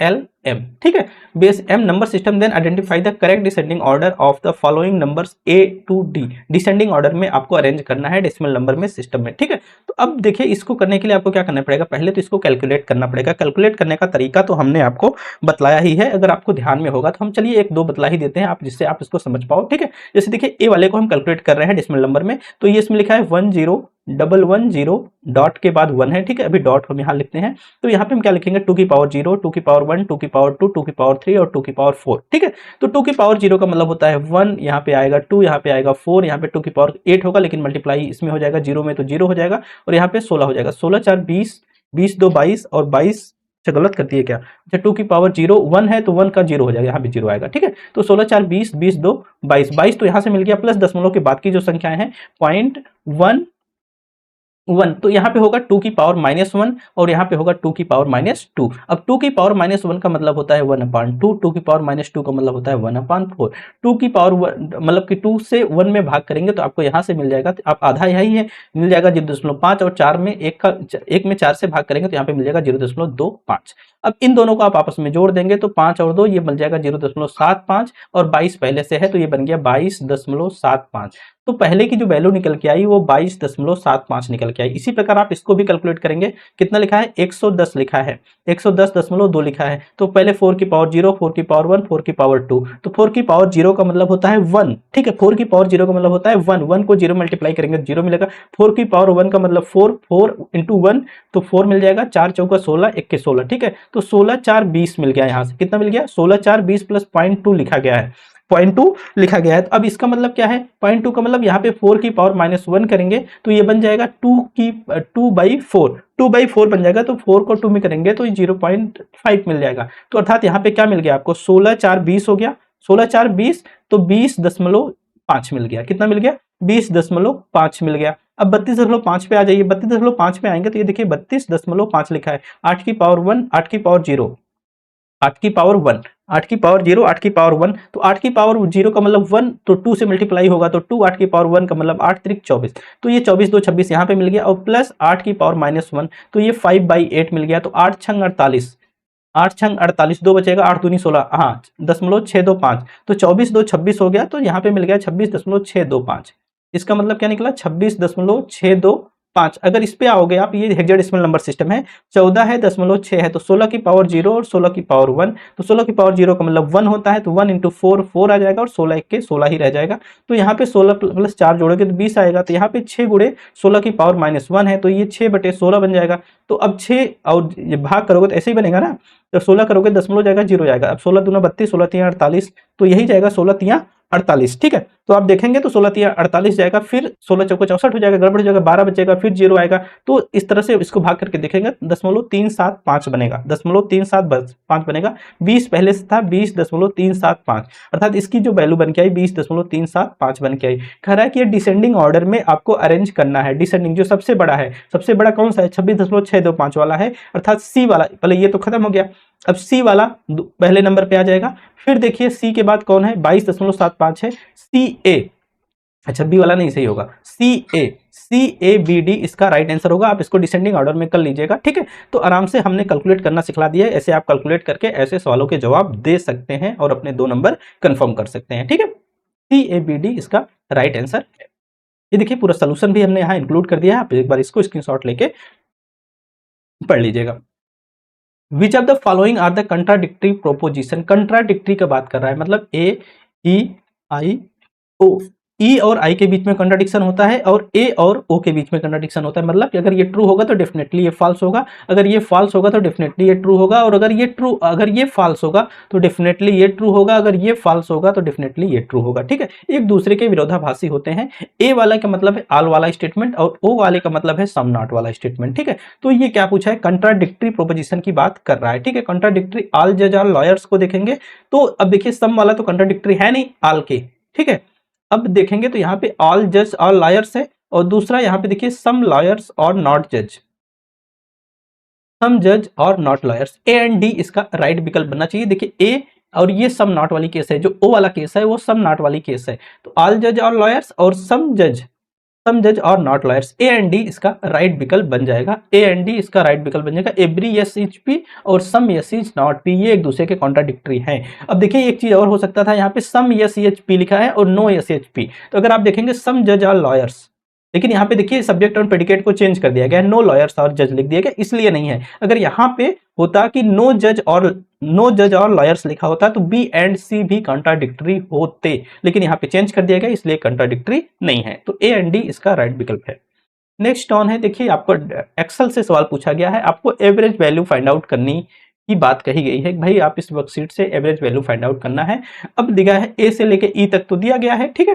कह रहा है कि भाई इंटर्ड इन सेल A4 में डाटा इनपुट किया गया है। A4 में अगर आप फार्मूला लिखते हो, यहाँ पे A4 का मतलब कहाँ गया, यहाँ पे इक्वल लगा के आप फार्मूला लिखोगे तो कौन सा इनकरेक्ट रिजल्ट देगा एवरेज निकालने के लिए, ठीक है। तो एवरेज निकालने के लिए कौन सा इनकरेक्ट रिजल्ट देगा, तो फार्मूला कैसे लिखते हैं, जैसे यहाँ पे अगर आपको लिखना होता, मान लीजिए यहाँ पे लिखते तो आप लिखते AVERAG एवरेज, कोष्टक लगाते। अब आप अगर इसको लिखेंगे A1 से लेके A1 और C3 लिखेंगे तो इससे पूरे का एवरेज निकल के नहीं आएगा, क्योंकि ये केवल A1 को कंसीडर करेगा और C3 को कंसीडर, यहाँ पे माइनस का सिंबल लगा है, ये तो नहीं होगा, ये इनकरेक्ट है। एवरेज अगर देखना है तो आप इसको अगर इनपुट कर देंगे इक्वल के साथ, यहाँ पे इक्वल लगा के एवरेज और इसको लगा देंगे तो ये करेक्ट जवाब देगा। भाई एवरेज का मतलब क्या है, तीनों संख्याओं को जोड़ के भाग कर देना, लेकिन यहाँ पे डायरेक्ट फार्मूला लगा है इसलिए हो जाएगा। सी वाले को देखेंगे तो A1 से लेके C3 तक की वैल्यू को जोड़ना है प्लस 3 से भाग देना है। भाई कुल एवरेज का मतलब क्या है, कुल संख्याओं का योग बटे कुल संख्याओं की संख्या। 3 संख्याएं हैं, तीनों को जोड़ के 3 से भाग दे देंगे तो सही ये भी रिजल्ट देगा। सम A1 से लेके C3 तक प्लस 9, तो ये भाई गलत है। भाई 9 कहाँ जोड़ा, एवरेज में जोड़ा थोड़ी जाता, एवरेज में भाई कुल संख्याओं के योग से कुल संख्या से भाग दिया था, ये गलत है। सम ABC3 मतलब कि A1 को जोड़ना है, B2 को जोड़ना है और C3 को जोड़ना है, प्लस 3 से भाग देना, ये भी एवरेज करेक्ट निकाल देगा। अर्थात जो इनकरेक्ट रिजल्ट देने वाले हैं वो A है, एक तो ए है दूसरा डी है, तो इसका जो राइट विकल्प बनेगा वो सेकंड वाला बन जाएगा, ए एंड डी इसका राइट विकल्प बनेगा। नेक्स्ट ऑन देखिए मैच द कॉलम के सवाल है, आईसीटी के टर्म है। Name of an operating system, name of the CPU manufacture, link web page और ब्रेन ऑफ द कंप्यूटर। इससे सरल क्या ही हो सकता है। ब्रेन ऑफ द कंप्यूटर आप देखेंगे सीपीयू होता है, सेकंड वाला विकल्प। Name of the operating system Android है जिसको गूगल ने बनाया था, तो ये थर्ड वाला विकल्प हो गया। अब कह रहा है कि name of the CPU manufacturer, Intel CPU manufacturer है, तो ये 4 हो गया, ठीक है। और link of the web page का मतलब है W4, ये हो गया। अब तो इसका राइट जो आंसर बन जा रहा है, ए का थर्ड बन गया आपका, बी का 4, सी का फर्स्ट एंड डी का सेकंड, अर्थात डी वाला विकल्प right answer. In the laissez faire relationship the students are more, हस्तक्षेप संबंध में छात्र अधिक क्या होते हैं। भाई लेसेज फेयर रिलेशनशिप में स्टूडेंट और टीचर के बीच में ये जो रिलेशनशिप होती है, इसमें जो टीचर होता है छात्र को क्या करता है, पूरी तरीके से फ्री छोड़ देता है, वो अपने हिसाब से कार्यों को संचालित करे। तो जब टीचर बच्चों को फ्री छोड़ देता है तो बच्चे आपस में कोऑपरेशन की मदद से चीजों को लर्न करते हैं, सीखते हैं और समझते हैं। अर्थात ऐसी लेसेज फेयर रिलेशनशिप में जो स्टूडेंट होते हैं वो ज्यादा से ज्यादा क्या हो जाते हैं, कोऑपरेटिव हो जाते हैं। जब टीचर हस्तक्षेप नहीं करता है तो बच्चे बच्चों से मिलकर चीजों को अप्लाई करते हैं या करते हैं। तो कोऑपरेटिव इसका राइट आंसर। ठीक है, कोऑपरेटिव व्यवहार दिखाते हैं बच्चे। नेक्स्ट ऑन है, निम्नलिखित में से गैर विशेषज्ञ मीडिया विचारक माना गया। गैर विशेषज्ञ, नॉन स्पेशलिस्ट मीडिया। ठीक है, अब देखिए मैनुअल कैस्टल्स है, मार्शल मैकलुहान है। मार्शल मैकलुहान को आप कहेंगे नहीं, hot media and cool media, first age second age. ठीक है, तो ये तो भाई इनको मीडिया से जानते हैं। और कौन है, स्क्रैमम है, ये भी कम्युनिकेशन के मीडिया में जो कम्युनिकेशन के जो रूल्स दिए, ठीक है, उनमें भी इनको हमने पढ़ा है, तो इनको भी नहीं रख सकते हैं। देखिए जॉर्ज जेट बर्नर है और मैनुअल कैस्टल्स है, इन दोनों में थोड़ा कंफ्यूजन हो सकता था, ये दोनों नए नाम थे, लेकिन इसका जो राइट आंसर है वो मैनुअल कास्टल्स है, ये भी नहीं है। ठीक है, मैनुअल कास्टल्स है, ये एक क्या है, सोशियोलॉजिस्ट है, सोशियोलॉजिस्ट है। ठीक है, तो इसलिए ये नॉन स्पेशलिस्ट मीडिया के अंतर्गत आएंगे। ठीक है, मैनुअल कास्टल्स इसका सही जवाब है, एक सोशियोलॉजिस्ट है जिनकी एक प्रसिद्ध बुक थी the information age, economy, society and culture. इस बात को ध्यान में रखिएगा, हालांकि इतने फैक्चुअल सवाल फिर से रिपीट होने की संभावना नहीं है, लेकिन आ गया है तो ध्यान में रखिएगा। क्वेश्चन नंबर 22 है, find the number that can replace question mark in series. 3 है, 6 है, 24 है, 30 है, 63 है, क्वेश्चन मार्क और 72 है, क्वेश्चन मार्क है और 132 है। अब आपको इसकी जगह संख्या ढूंढनी है, तो देखिए इसको आप कैसे ढूंढेंगे। तो देखिए 3 है, 6 है, 24 है, तो देखिए 2 दूना 4 होता है, अगर 2 की पावर 2 -1 कर दे तो 3 मिल जाएगा ना, 4 में से 1 गया 3। ठीक है, अगर 3 की पावर 2 -3 कर दे तो 3 3 का 9। ठीक है, अगर 5 की पावर 2 और -1 कर दे, ठीक है, 24 मिल जाएगा। फिर हम 6 की पावर 2 और -6 कर दे तब भी मिल जाएगा। अब यहाँ पे 6 की पावर, हाँ मिल जाएगा, 6 36, 6 निकल जाएगा, तो ठीक है। फिर यहाँ पे 8 की पावर 2 -1 हो जाएगा। फिर यहाँ पे आपका 9 की पावर 2 -9 हो जाएगा। अब यहाँ पे जो आएगा 8 9 10 ना, यहाँ पे आ जाएगा 11। 11 की पावर 2 -1 अगर करेंगे तो 11 की पावर 2 -1 11 ग्राम में 121 होता है। 121 में से 1 निकलेगा तो क्या मिल जाएगा, 120 मिल जाएगा। 120 ही इसका राइट आंसर बनेगा। कुछ इस तरीके से आपको अप्रोचेज लगानी पड़ेंगी। तो ये 12 की पावर 2 -12 है, ऐसे जान लीजिए। ठीक है, तो 132 आपको मिल जाएगा। तो ये इसका जो राइट आंसर है वो 120 है। कुछ इस तरीके से आपको सीरीज में माइंड खर्च करना पड़ेगा। ठीक है, next on, which university among the following decided to start post graduate teaching in 1916। अब देखो आंध्र प्रदेश यूनिवर्सिटी, हिमाचल और दिल्ली। दिल्ली तो देखो वहां पे तो उस समय स्टेब्लिश हुई नहीं हुई थी, हिमाचल और आंध्र भी नहीं हो सकता है, तो इसका जो राइट आंसर बन जाएगा वो कलकत्ता यूनिवर्सिटी बन जाएगी। कलकत्ता यूनिवर्सिटी बन जाएगी। ठीक है, 1857 में कलकत्ता 1857 में स्टेब्लिश हुई थी, तो 1916 में जाके ये पोस्ट ग्रेजुएट टीचिंग इन में पोस्ट ग्रेजुएशन में मतलब कुल मिला के स्नातकोत्तर शिक्षण शुरू करना स्टार्ट कर लिया था। ठीक है, तो कलकत्ता यूनिवर्सिटी इसका राइट आंसर बनेगा। कलकत्ता यूनिवर्सिटी 1916 में। आंध्र को देखेंगे तो 1926 में स्टेब्लिश हुई, हिमाचल को देखेंगे 1970 में, और दिल्ली यूनिवर्सिटी को देखें तो 1922 में स्टेब्लिश हुई थी। तो 16 में एक ही विकल्प बनता था, वो कलकत्ता यूनिवर्सिटी। इस हिसाब से भी इसको सोचा जा सकता था। जो कलकत्ता यूनिवर्सिटी थी कब थी स्थापित, 1857 में स्थापित हुई थी। 1916 में इन्होंने भाई एमए पढ़ाना शुरू कर दिया। In a certain coded language, chair को अगर ये कोड किया जा रहा है, टेबल को अगर ये कोड किया जा रहा है, स्टूल को अगर ये कोड किया जा रहा है, तो सोफा सेट को हम क्या कोड करेंगे। देखिए CHA, यार देख के परेशान नहीं होना। C 3 होता है, H 8 होता है, A होता है, 9 होता है, R का मतलब 18, RST ना, R का मतलब 18 होता है। तो 3 दूना 6 है, 8 दूना 16 है, 1 दूना 2 है, 9 दूना 18 है, 18 दूना 36 है। यही लिखा गया है। ठीक है, यही लिखा गया है, तो अब कुछ करना नहीं है। सोफा सेट को भी पकड़ लो, सोफा सेट को पढ़ लो। अगर ये T होता है ना, ये 19 है, O का मतलब कितना होगा, O का मतलब 16 होना चाहिए ना भाई, O का मतलब 15 है, 15 है, 6 और 1 है, यस मतलब 19 है, ई 5 है, ये 20 है। बस 19 दूना 38 करो, 15 दूना 30 करो, 6 दूना 12 करो, 2 करो, 19 दूना 38 करो, 5 दूना 10 करो, 20, और ये क्या है 20 दूना 40 कर दो। तो देखो भाई कौन सा जवाब होगा, 40 40 40, 38 30 12 2, 38 30 12 2, 38 10 40। ठीक है, इसी वाला विकल्प इसका राइट आंसर बनेगा। तो इस हिसाब से आपको थोड़ा सा सोचना पड़ेगा। Which are the following are the strategies of the cooperative learning. Cooperative learning के बारे में मैंने आपको टीचिंग एप्टीट्यूड में पूरी एक क्लास दी है, उस क्लास को अगर आप देखेंगे तो ऐसे सवाल आप गलत नहीं करेंगे। तो पहला जो विकल्प है कॉर्नर है, फिश बॉल है, टीम वर्ड वेविंग है और राउंड रॉबिन ब्रेनस्टॉर्मिंग है। ये जो चारों के चारों विकल्प हैं ये सभी के सभी कोऑपरेटिव लर्निंग स्ट्रेटजीज के एग्जाम्पल हैं। कॉर्नर भी, फिश बॉल भी, टीम वर्ड वेविंग भी और राउंड रॉबिन ब्रेनस्टॉर्मिंग भी। अर्थात इसका जो राइट विकल्प बनेगा वो फर्स्ट वाला ABCD इसका राइट विकल्प बनेगा। अगर कॉर्नर्स को देखेंगे तो ये छात्रों को कक्षा के चारों कोनों में विभाजित कर दिया जाएगा। हर कोना एक अलग अलग विषय या दृष्टिकोण का प्रतिनिधित्व करेगा। इससे जो छात्र होते हैं भाई वो एक दूसरे से अपनी पसंद के अनुसार समूह चुन लेते हैं और एक दूसरे से चर्चा करते हैं। कॉर्नर्स में, फिश बॉल में क्या होता है, एक छोटा समूह बीच में बैठकर चर्चा करता है, बाकी छात्र जो होते हैं वो उसका अवलोकन करते हैं। उद्देश्य क्या होता है भाई, इनको डीप डिस्कशन करना होता है और जो हियरिंग की कैपेबिलिटी होती है उसको डेवलप करना होता है। तीसरा, टीम वर्ड वेबिंग में समूह छात्र किसी विषय से संबंधित शब्दों का नेटवर्क या वेब बनाते हैं। कुल मिला के यहाँ पे क्या होती है, किसी विषय के प्रति डीप अंडरस्टैंडिंग डेवलप करना होता है, कंस्ट्रक्टिविज्म को बढ़ाना होता है, कोलैबोरेशन को बढ़ावा करने का उद्देश्य होता है। ठीक है। राउंड रॉबिन ब्रेनस्टॉर्मिंग क्या होता है, समूह में छात्र बारी बारी से अपने विचारों को साझा करता है, सभी छात्र अपना अपना कंट्रीब्यूशन दे और सभी छात्रों को समान अवसर दिया जाए, ऐसा उद्देश्य राउंड रॉबिन ब्रेनस्टॉर्मिंग का होता है। इससे छात्रों में डाइवर्सिटी आती है और टीम वर्क को बहुत बढ़ावा मिलता है। तो ये चारों के चारों कोऑपरेटिव लर्निंग स्ट्रेटजीज के हिस्से हैं, ध्यान में रखिएगा। लिखा है प्रमा अकॉर्डिंग टू न्याय। ठीक है, इंडियन लॉजिक आपको ध्यान होगा तो प्रमा क्या होता है, प्रमा ट्रू एंड वैलिड नॉलेज होता है। प्रमा क्या है, ट्रू एंड वैलिड नॉलेज होता है, वैलिड नॉलेज। और वैलिड नॉलेज क्या है, वैलिड नॉलेज वही होता है जो यथार्थ होता है।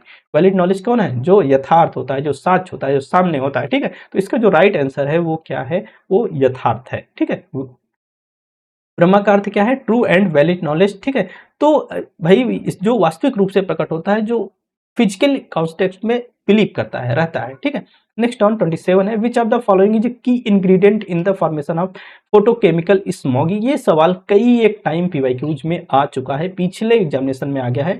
भाई कौन है, कौन सा इन चारों में से कौन सा इंग्रेडिएंट है जो कि फोटोकेमिकल स्मॉग क्रिएट करता है या उसका प्रमुख घटक है।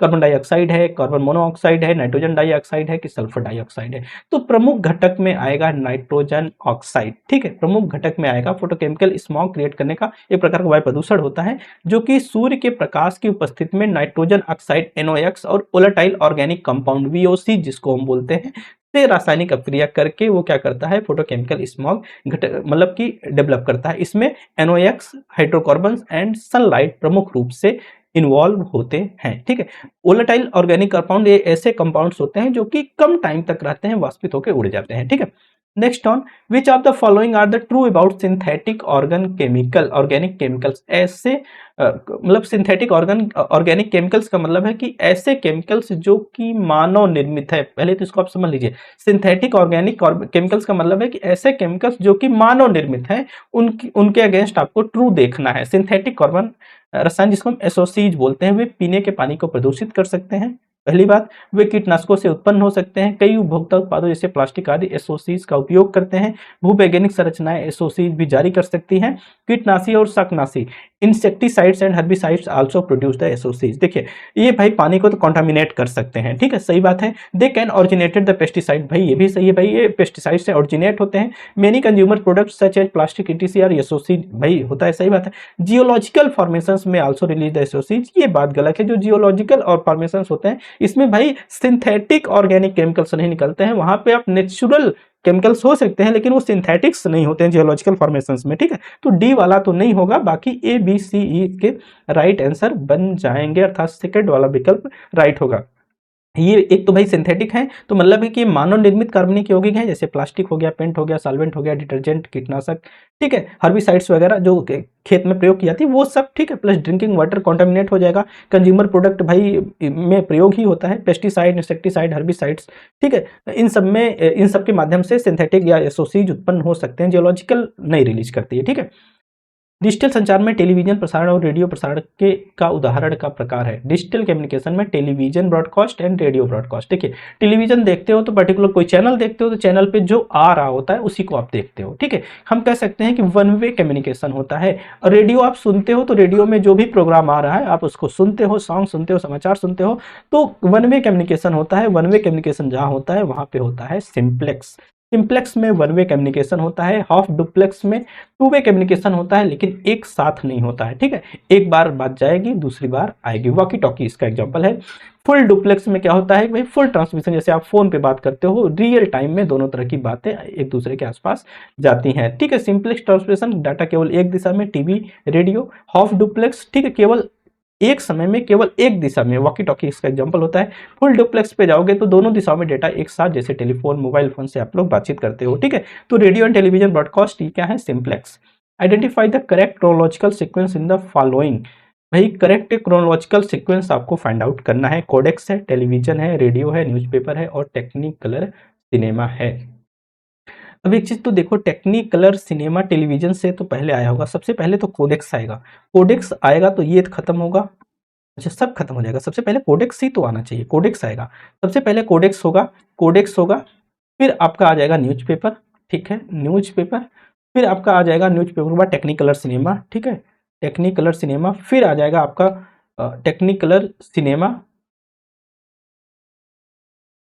टेक्निकलर सिनेमा हो गया, फिर आ जाएगा आपका रेडियो, फिर आपका आ जाएगा टेलीविजन, ठीक है। ये इसका क्रोनोलॉजिकल ऑर्डर होगा, ADCB इसका राइट आंसर बन जाएगा, ठीक है। Identify the correct ascending order the elements of the inquiry training model. Inquiry training model, पूछताछ प्रोसीजर मॉडल के तत्वों को सही क्रम में पहचान करिए, ठीक है। अब देखो, इंक्वायरी ट्रेनिंग मॉडल तो मैंने नहीं पढ़ाया है, लेकिन ये जो क्रम दिया गया है, syntax, support system, focus, principle and social system, इसको तो मैंने पढ़ाया है, ठीक है, इसको तो पढ़ाया। तो देखिए यहाँ पे जो फोकस है और सपोर्ट सिस्टम है, सपोर्ट सिस्टम हमेशा लास्ट में ही आता है, आपको ध्यान होगा, और जो फोकस है वो सबसे पहले हम फोकस करते हैं। C and B, C and B, देखिए सी से शुरुआत हो रही है, बी से लास्ट में जा रहा है, सी थर्ड वाला विकल्प इसका राइट आंसर बनेगा। कहने का मतलब यह है कि पहले फोकस आएगा, फिर सिंटैक्स आएगा, फिर आपका सोशल सिस्टम आ जाएगा, फिर आपका प्रिंसिपल ऑफ रिक्रिएशन आ जाएगा एंड बी सपोर्ट सिस्टम आ जाएगा। CAEDB इसका राइट आंसर बन जाएगा। हालांकि इसको इंक्वायरी ट्रेनिंग मॉडल पढ़ाया नहीं गया, लेकिन आप इसको पढ़े हो पहले से, आराम से डिटेक्ट कर जाओगे, ठीक है।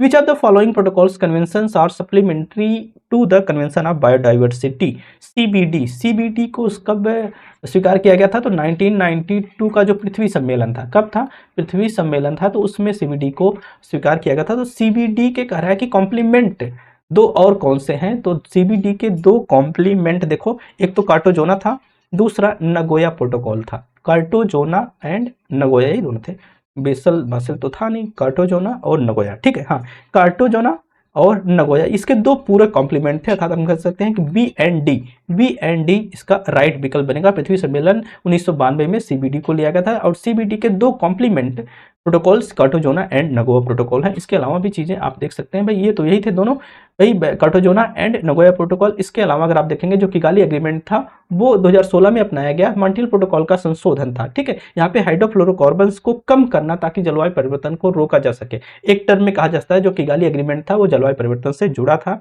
नेक्स्ट ऑन नगोया प्रोटोकॉल 2010 में अपनाया गया था, ये भी CBD का हिस्सा था, ठीक है, CBD का हिस्सा था, आपने देखा ही, मतलब कि ये उसका कॉम्प्लीमेंट था। दूसरा बाली समिट को देखेंगे, 2007 में आयोजित हुआ था, UNFCCC के तहत इसको आयोजन किया गया था। इसका भी उद्देश्य, ये भी जलवायु परिवर्तन से जुड़ा है, ग्रीन हाउस गैस के उत्सर्जन को कम करने से ये भी जुड़ा था, ठीक है। बैसल कन्वेंशन 1999 में अपनाया गया अंतर्राष्ट्रीय समझौता था। इसका उद्देश्य था अपशिष्ट प्रबंधन से जुड़ा हुआ था, भाई जो खतरनाक अपशिष्ट होते हैं उनका भाई सीमा पार परिवहन या उनको नियंत्रण कैसे किया जाए, कंट्रोल कैसे किया जाए, इससे जुड़ा हुआ था। नेक्स्ट ऑन कार्टोजोना प्रोटोकॉल है, 2000 में अपनाया गया था, ये भी CBD का हिस्सा था, ठीक है। बायोडाइवर्सिटी, जैव विविधता से ये भी जुड़ा हुआ था। तो ये सारी बातें आपको ध्यान में रखना है।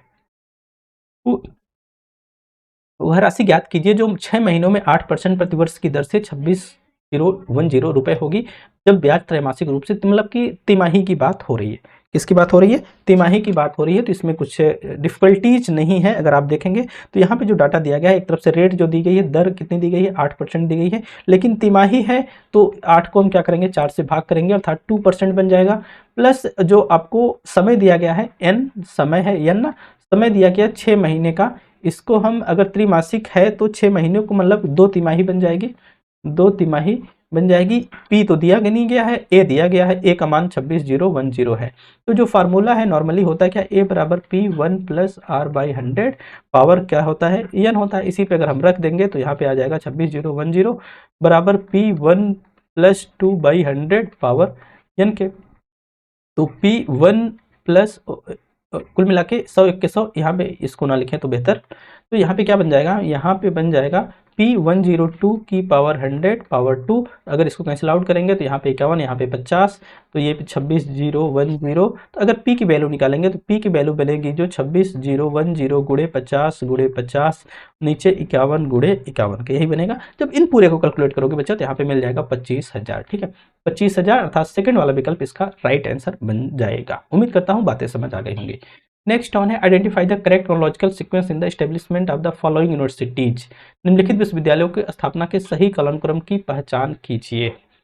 ओहो, देखो पटना यूनिवर्सिटी अभी थोड़ी देर पहले देखा 1917 में, लखनऊ को देखा था 1920 में, नवंबर लिख लीजिएगा। ठीक है, और अन्नामलाई यूनिवर्सिटी तो रंगून भी 1920 में थोड़ी देर पहले हम लोगों ने देखा। और अब बच रहा है उस्मानिया और रंगून, तो 1920 हो गई, अन्नामलाई 1920, लखनऊ हो गई 1917, सबसे पहले पटना ही आना चाहिए। ठीक है, तो BAECD इसका राइट आंसर है। उस्मानिया 1918 में आई है, पटना 1917 में आई है, लखनऊ नवंबर 20, अन्नामलाई 1929 और रंगून 1920 में आई है। ठीक है, रंगून 1920 में आई है। तो इसका जो राइट आंसर बन जा रहा है BAECD, किसमें, मतलब कि स्थापना के अनुसार इनको अरेंज करना है ना भाई, 1918, 1917, 1920, BAECD। अच्छा, ये क्रम है इसका, ये तो क्रम है इसका। बाकी B सबसे पहले कौन आएगा, 17, फिर A आएगा। उस्मानिया 1918 में है ना, 1918 में, फिर पहले तो ये आया पहले पे, दूसरे पे स्थापना के क्रम में ना, फिर अन्नामलाई कितना है, अन्नामलाई 1929 है। तो 1 हो गया, 2 हो गया, और 17, 18, फिर आप इसको ले सकते हो 3 नंबर पे, फिर आएगा ये 4 नंबर पे, अन्नामलाई आएगा 5 नंबर पे, डी वाला विकल्प लास्ट में है। ठीक है, तो चौथा वाला विकल्प इसका राइट आंसर है। ये जो इन्फॉर्मेशन को नोट कर लीजिएगा, काम आएंगे। दो लड़कियां मीना और रीना 41 छात्रों की एक कक्षा में शीर्ष से 7वें और 11वें स्थान पर है। कक्षा में नीचे से उनके संबंधित रैंक क्या है। देखिए, आपके पास अगर समय हो तो 41 डॉट्स बना के ऐसे कर लीजिएगा, बहुत सारे बच्चे ऐसे करते हैं। ठीक है, लेकिन इसके भी तरीके होते हैं। ठीक है, छात्रों की अगर कुल संख्या देखेंगे तो जो कुल संख्या है वो कितनी है, 41 है। छात्रों की कुल संख्या है 41। अगर नीचे से अगर आप मीना का स्थान देखेंगे, नीचे से मीना का जो स्थान बनेगा वो देखिए 7वें। ठीक है, 41 - 7 + 1 यही बनेगा, 41 - 7 + 1 करेंगे तो कुल मिला के 35 बनेगा। और रीना का स्थान अगर नीचे से देखेंगे तो उनका बनेगा भाई 41 - 11 + 1, अर्थात कितना बन जाएगा जानते हैं, 31वां। तो 35 और 31 चौथा वाला विकल्प इसका राइट आंसर बनेगा। अगर आपके पास समय हो तो ऐसे 41 डॉट्स बना के आराम से कैलकुलेट कर लीजिएगा, ये भी एक तरीका होता है। ठीक है, 35 और 31 इसका राइट आंसर है। नेक्स्ट ऑन क्वेश्चन नंबर 36 है, ये भी डिस्क्रिप्शन और ICT टर्मिनल, ये भाई गलत लिखा गया है। यहाँ पे भाई राइटर्स है, ये उनकी ये यूनिवर्सिटीज है। ठीक है, कौन है, यूनिवर्सिटीज है। ठीक है, देखिए तक्षशिला है, नालंदा है, मिथिला है और शारदापीठ है। अब देखिए कुछ चीजें तो आपको छूट ही जाती है की पॉइंट्स के रूप में। देखिए तक्षशिला है और यहाँ चाणक्य साहब हैं, तो ए का तो चौथा जाएगा, ए का तो चौथा जाएगा भाई, चाणक्य तक्षशिला में पढ़े हैं तो ए का चौथा इसी में है, बस सवाल हल हो गया, कुछ करना ही नहीं है। बी का पहला है भाई नालंदा, जो नागार्जुना से जुड़ा हुआ है। मिथिला जो है वो गणेश उपाध्याय से जुड़ा हुआ है, ध्यान में रखिएगा। और जो शारदापीठ है उसमें भाई कुमार अजीव पढ़े हुए थे, तो ये तीसरा है, बस सॉल्व हो गया। तो ये जो पॉइंट्स हैं, इन पॉइंट्स को ध्यान में रखिएगा। तक्षशिला तो आप जानते ही थे, नालंदा नागार्जुना भी जानते होंगे, मिथिला और शारदापीठ को भी ध्यान में रखिएगा। जो यूनिट 10 है, यूनिट 10 में हमने इन सारी चीजों को आपको पढ़ाया भी है। ठीक है, question number 36। Next on, what is the correct sequence from the minimum to maximum flux of following components of electromagnetic radiation of the solar radiation reaching earth? अच्छा, जो पृथ्वी मतलब कि सूर्य से पृथ्वी तक आने में जो सूर्य का प्रकाश है भाई, प्रवाह के अनुसार न्यूनतम से अधिकतम प्रवाह के क्रम में इसको आपको अरेंज करना है।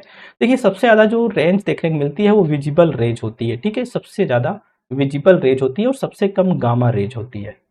सबसे कम गामा रेज होती है सी और बी, जिसमें है वही इसका राइट आंसर बनेगा। चौथा वाला विकल्प इसका, ओ गलत कर रहा हूं क्या मैं, flux in the solar radiation, 1 minute, flux solar radiation. ठीक है, तो अच्छा सबसे सूर्य से आने वाली सबसे इंफ्रारेड है, माफ करिएगा हम गलत बोल गए, यहाँ पे इंफ्रारेड है। ठीक है, सबसे ज्यादा आने वाली जो है वो इंफ्रारेड है और सबसे कम गामा रेज है। ठीक है, सबसे कम गामा रेज है, मतलब कि ए और सी, न्यूनतम से अधिकतम, मतलब सी और ए वाला विकल्प सही होना चाहिए भाई। न्यूनतम से कहा है ना, न्यूनतम से अधिकतम की तरफ सबसे ज्यादा इंफ्रारेड और सबसे कम गामा रेज, CDBA इसका राइट आंसर बनेगा। गामा रेज का योगदान सबसे कम होता है, फिर गामा रेज सबसे कम, फिर अल्ट्रावायलेट आएंगी, फिर विजिबल रेज आएंगे, फिर इंफ्रारेड आएंगे। CDBA ध्यान में रख लीजिएगा, हो सकता है फिर से ऐसे सवाल रिपीट होने की संभावनाएं रहेंगी। सबसे कम गामा रेज, अल्ट्रावायलेट, विजिबल, फिर इंफ्रारेड, सबसे अधिक इंफ्रारेड, CDBA इसका राइट आंसर है। ठीक है, निम्नलिखित में से कौन सा जैव संचय जैव आवर्धन का हिस्सा हो सकता है? जैव संचय और जैव आवर्धन का, देखिए पेस्टिसाइड तो बिल्कुल हो सकता है भाई, और वोलेटाइल ऑर्गेनिक कंपाउंड्स पीओसी ते खुद ही थोड़े समय में खत्म हो जाते हैं, तो ये तो नहीं होंगे। सूट भी नहीं होगा। परसिस्टेंट ऑर्गेनिक पोल्यूटेंट पीओपी जो है ये अस्थाई ऑर्गेनिक पोल्यूटेंट्स होते हैं, ये टिकते हैं, ये अस्थाई होते हैं। तो पेस्टिसाइड और परसिस्टेंट ऑर्गेनिक पोल्यूटेंट्स, इन्वायरमेंट की यूनिट देखिएगा, उसमें मैंने बहुत अच्छे से जून 2024 एग्जामिनेशन के लिए पढ़ाया था, ठीक है। तो पेस्टिसाइड और persistent organic pollutant POP, A and D इसका राइट आंसर बनेगा, ठीक है। बायो मैग्निफिकेशन क्या होता है ये भी जान लीजिए। बायो मैग्निफिकेशन का मतलब ये होता है कि भाई जो भी जीव होते हैं जब इन पेस्टिसाइड अथवा पीओपीज को लेते हैं तो वो जीव से, एक जीव से दूसरे जीव में ट्रांसफर होता रहता है, ठीक है। जो सांद्रता होती है एक जीव से दूसरे जीव में वो बढ़ती चली जाती है। खाद्य श्रृंखला ऊपर की तरफ हम जब जाते हैं तो इन जो पीओपीज या पेस्टिसाइड की सांद्रता होती है, कंसंट्रेशन होती है, उसमें वृद्धि होती चली जाती है। इस प्रक्रिया को बायो मैग्निफिकेशन बोला जाता है, ठीक है। The idea that thinking is located in the social and physical concepts, not within the individual minds known as। देखिए इस बात को बकायदा नोट कर लीजिएगा, ठीक है। ये नया कॉन्सेप्ट जैसा है, फिर से आपसे एग्जामिनेशन में आ सकता है, ठीक है। ये आइडिया ये कहता है कि ये जो थ्योरी है ये कहती है कि भाई जो आइडिया होता है वो इंडिविजुअल किसी के माइंड में नहीं आती है, ठीक है। जो आइडिया है वो इंडिविजुअल किसी के माइंड में नहीं आती, जबकि जो आइडिया है वो भाई इन्वायरमेंट या समाज से के द्वारा की गई इंटरेक्शन होती है, किया गया इंटरेक्शन होता है। उसको स्कीमा बोलेंगे नहीं भाई, उसको कॉग्निटिव बायस बोलेंगे नहीं, उसको कंफर्मेशन बायस बोलेंगे नहीं, उसको हम बोलेंगे सिचुएटेड कॉग्निशन, ठीक है। सिचुएटेड कॉग्निशन का मतलब यह है कि ये सिद्धांत बताता है कि जो आइडिया है या जो अनुभूति है भाई वो सामाजिक और कॉन्टेक्चुअल इंटरेक्शन के दौरान आती है, ना कि किसी इंडिविजुअल के मन में अलग थलग होती है, ठीक है। तो ये कहा जाता है, कहने का मतलब ये इन्वायरमेंट के द्वारा की गई इंटरेक्शन होती है, कौन, थिंकिंग या आइडिया, ठीक है। तो इसका जो राइट आंसर है वो सिचुएटेड कॉग्निशन है। इसको भी नोट कर लीजिएगा, फिर से आ सकता है। Next on, because every part of the certain machine is light in weight, the machine is whole is light in weight, commits fallacy. Composition है, डिवीजन है, एसेंट है और एम्फीबोली है, ठीक है। देखिए इसमें जो फैल्सी है वो कंपोजिशन है। आप बोलेंगे सर कैसे है? ये कह रही every part of certain machine is light in weight, इसलिए मशीन पूरी हल्की होगी। कह रहा है कि भाई जिसके मशीन के सभी पार्ट क्या है, लाइट है, इसलिए कह रही है मशीन हल्की है, ठीक है। जब भी पार्ट से होल को जनरलाइज किया जाए तो वहां पे कंपोजिशन होता है। यहीं पे कहा जाता है कि जो सभी मशीन हल्की है इसीलिए इसके पार्ट, सभी पार्ट्स भी हल्के होंगे, तो ये डिवीजन फैलेसी होती है, ठीक है। ये डिवीजन फैलेसी होगी। पार्ट हल्के हैं और पूरी मशीन हल्की है, मतलब हम पार्ट से होल की तरफ जा रहे हैं, यहाँ पे कंपोजिशन फैलेसी है। यहीं पे होता कि मशीन हल्की है इसलिए इसके सभी पार्ट्स हल्के होंगे, तो ये डिवीजन फैलेसी होती है। इस बात को ध्यान में रखिएगा। हालांकि यहाँ पे राइट आंसर है वो कंपोजिशन फैलेसी। देखिए यहाँ पे कंपोजिशन फैलेसी हम ये एज्यूम कर रहे हैं, ठीक है, हम ये एज्यूम कर रहे हैं हर भाग हल्का है इसलिए पूरी मशीन हल्की है, ठीक है। जबकि डिवीजन में क्या होता है, हम ये कहेंगे कि मशीन भारी है इसलिए इसका हर भाग भारी होगा, या मशीन हल्की है तो इसका हर भाग भी हल्का होगा, ठीक है। तो दोनों एक दूसरे के अपोजिट होते हैं, कंपोजिशन एंड डिवीजन। हालांकि इसका राइट आंसर फर्स्ट वाला, ठीक है। Logician are primarily interested in the, जो लॉजिशियन होते हैं, तार्किक सोच वाले होते हैं, वो इमोटिव लैंग्वेज को फोकस करते हैं नहीं, पोएटिक को नहीं भाई, डायरेक्टिव को नहीं, वो इंफॉर्मेटिव लैंग्वेज। जो लॉजिशियन तर्क होते हैं उनको इंफॉर्मेशन चाहिए होता है, सूचना चाहिए होता है, ठीक है। तो जो इंफॉर्मेटिव लैंग्वेज है वो भाई उसको फैक्ट्स के लिए, स्टेटमेंट्स के लिए, प्रोपोजिशन के लिए, लॉजिक, ठीक है, ट्रुथ एंड चीजों को वैलिडेट करने के लिए हम यूज करते हैं किसको, इंफॉर्मेटिव लैंग्वेज। जो लॉजिशियंस होते हैं क्या करते हैं, फैक्ट्स पे काम करते हैं, स्टेटमेंट पे, प्रोपोजिशंस पे, और ऐसे के लिए इंफॉर्मेशन को वैलिडेट करने के लिए, ट्रुथ साबित करने के लिए आपको चाहिए इंफॉर्मेटिव लैंग्वेज, ठीक है।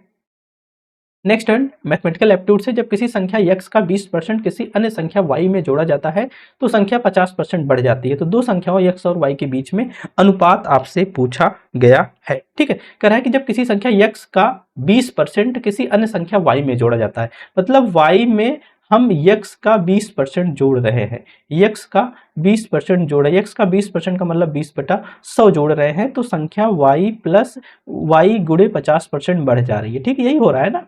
तो अगर इसको कैंसिल करोगे 20 इक्के 20 पंचे 100, 50 इक्के 50 दूना 100, तो कुल मिला के ये बन गई क्या, y प्लस एक्स बाई 5 के, और इधर बन गया y प्लस वाई बाई 2 के, y बाई 2 के। अगर आप इसको कैलकुलेट करोगे तो ये बनेगा 5y प्लस एक्स नीचे 5 के बराबर, ये बनेगा 2y, 2y बन जाएगा, नहीं 2y, प्लस 3y, ठीक है। 2y प्लस वाई बटे 2, 2y प्लस वाई बटे आप 2 लिख सकते हो। अब इसको क्रॉस मल्टीप्लाई अगर करोगे तो बन जाएगा ये 10y प्लस 2x, और ये बन जाएगा 10y, 5 दूना 10 और 5y मतलब 15y बन जाएगा, ठीक है।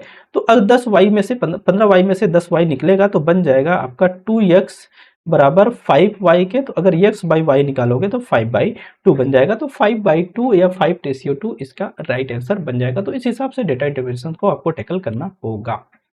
Next on which of the following are the benefits of interactive technology oriented media. Benefits of interactive technology oriented media, interactive प्रौद्योगिकी के लाभ आपको बताना है। मास्टर स्लेव आर्किटेक्चर्स, पैसिव, ये भी सवाल आपके लिए नया हो सकता है, ठीक है। Master slave architecture, passive audience, enhancement of individualism और डेमोक्रेटिक डिसेंट्रलाइजेशन और परमिट्स क्रिएटिविटी। देखिए क्रिएटिविटी को इंटरेक्टिविटी तो फोकस करती है, ठीक है। तो डी ई तो रहेगा, ई रहेगा तो ये दोनों तो खत्म हो जाएंगे, ये दोनों खत्म हो जाएंगे। पैसिव ऑडियंस, पैसिव ऑडियंस तो नहीं होगा, क्यों नहीं होगा, बी वैसे भी नहीं होगा ना। पैसिव ऑडियंस कर रहा है भाई, जहां इंटरेक्टिव होगी वहां ऑडियंस एक्टिव रहेगा, तो ये तो नहीं हो सकता है, ठीक है। इन्हेंसमेंट ऑफ इंडिविजुअलिज्म, जहां इंटरेक्टिविटी होगी वहां इंडिविजुअलिज्म को इन्हेंसमेंट मिलेगा, तो ई और सी तो कंफर्म रहेगा। अब डेमोक्रेटिक डिसेंट्रलाइजेशन, यही डेमोक्रेटिक सेंट्रलाइजेशन होता है, तो जो एक तरफ से केंद्रण होता, ठीक है, इंफॉर्मेशन का केंद्रण होता, लेकिन डिसेंट्रलाइजेशन हो रहा है। इसका मतलब है कि सभी लोग उसको यूज कर सकते हैं, सभी लोग इंटरेक्शन कर सकते हैं। तो इस हिसाब से देखेंगे तो सी, डी और ई ये तीनों विकल्प बनेंगे। इसका राइट आंसर बनेगा सी, डी, ई। मास्टर स्लेव आर्किटेक्चर्स नहीं होगा। इनहेंसमेंट इंडिविजुअलिज्म को इनहेंस किया जाएगा, भाई इंटरेक्टिविटी होगी तो भाई इंडिविजुअल क्या करेगा, इंटरेक्ट करेगा तो उसको बढ़ावा मिलेगा। डेमोक्रेटिक सेंट्रलाइजेशन का मतलब बताया हमने आपको, भाई चीजें सेंट्रलाइज्ड नहीं है, फिक्स्ड नहीं है, डिसेंट्रलाइज्ड है, ओपन है, एक्सप्लोर करें वहां पे लोग, ठीक है। और क्रिएटिविटी को प्रमोट करता है, तो सी, डी, ई इसका राइट आंसर। निम्नलिखित में से कौन सा सामाजिक वास्तविकता और उसके आगे के अध्ययन के लिए प्राकृतिक विज्ञान के तरीकों की अनुप्रयोग की वकालत करता है। Which of the following advocate the application of the methods of natural science and study of the social reality. जहां पे रियलिटी की बात हो, जहां पे ऑब्जेक्टिविटी की बात हो, वहां पे आता है कौन, पोस्ट, ओ सॉरी, हाँ पॉजिटिविज्म, ठीक है, पोस्ट नहीं है, वो पॉजिटिविज्म आएगा, ठीक है। पॉजिटिविज्म क्या कहता है भाई, जो सोशल मतलब कि नेचुरल साइंस की तरह उसको इंपिरिकल बनाया जाए, ऑब्जेक्टिव बनाया जाए, वैज्ञानिक विधियों से उसको उपयोग किया जाए, वैज्ञानिक विधियों के माध्यम से उसको वैलिडेट किया जाए। जो पॉजिटिविज्म है वो क्वांटिटेटिव रिसर्च को फोकस करता है ना। क्वांटिटेटिव रिसर्च क्या है, वो हाइपोथेसिस को फोकस करती है। हाइपोथेसिस क्या करती है, डेटा को क्वांटिटी में, नंबर्स में मेजर करने की बात करती है, ऑब्जेक्टिविटी की बात करती है, निश्चितता की बात करती है, ठीक है। तो इसका जो राइट आंसर बनेगा वो पॉजिटिविज्म बन जाएगा। Next and match the list, आपको ये सवाल लगाने हैं। पॉपुलेशन मीन दिया गया है एंड उसका देखिए 1/n एक्स स्क्वायर आई दिया गया है, ठीक है। पॉपुलेशन स्टैंडर्ड डेविएशन आपको फाइंड आउट करना है, ठीक है।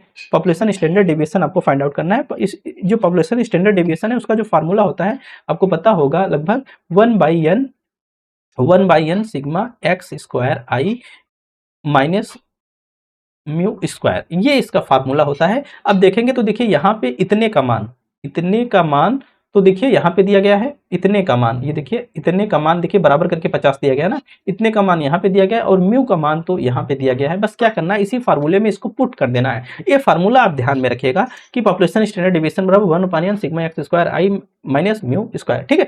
तो ये ध्यान में रखिएगा। अब देखिए 1/n सिग्मा एक्स स्क्वायर आई का मान 50 दिया गया है, ठीक है। तो आप क्या करोगे, सीधे यहाँ पे ऐसे बनाओगे, यहाँ पे लिखोगे 50, यहाँ पे म्यू स्क्वायर है लेकिन यहाँ पे म्यू का मान दिया है, माइनस करोगे, इसका स्क्वायर कर दोगे, 5 का स्क्वायर कर दोगे, तो 5 का स्क्वायर करोगे तो ये 50 माइनस 25 हो जाएगा, अंडर रूट भाई 25 आएगा, इसका मान जो निकल के आएगा 5 आएगा। 5 आया तो मतलब यहाँ पे मतलब ए वाला चौथे की तरफ जाएगा, ठीक है। इसी प्रकार आप सेकंड वाले को देखो।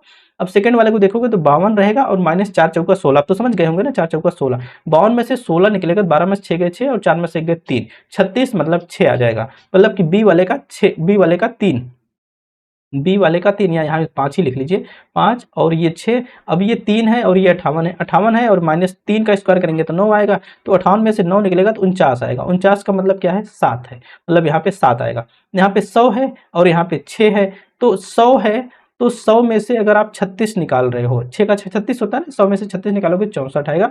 64 को अगर करोगे तो वर्गमूल उसका 8 आएगा, तो इसका 8 आ जाएगा। तो इस हिसाब से देखोगे तो क्या बना, ए का चौथा ए का चौथा, बस एक ही विकल्प दिया गया है, ये खत्म करो, ये खत्म करो, ये खत्म करो, ए का चौथा इसका राइट विकल्प है। ये फार्मूला याद रखिएगा, बाकी इस तरह के जब भी सवाल आते हैं बिल्कुल फार्मूला बेस्ड आते हैं, कोई डिफिकल्टीज नहीं होगी। उम्मीद करता हूँ ये जो सेशन था आपको बहुत अच्छे से समझ आया होगा। हमने बहुत डीप में मैंने इसका हल भी रख दिया है, अब इसको देख लीजिएगा। मैंने इसको बहुत अच्छे से एनालाइज किया है, आपको समझाने और बताने का प्रयास किया है। तो 45 के बाद 46, 47, 48, 49, 50 आप आपके पैराग्राफ वाले क्वेश्चंस होते हैं, आप उसको आराम से कर सकते हैं, कोई दिक्कत नहीं होती है। तो ऐसे ये 45 क्वेश्चन आपके लिए बहुत बेनिफिशियल होंगे।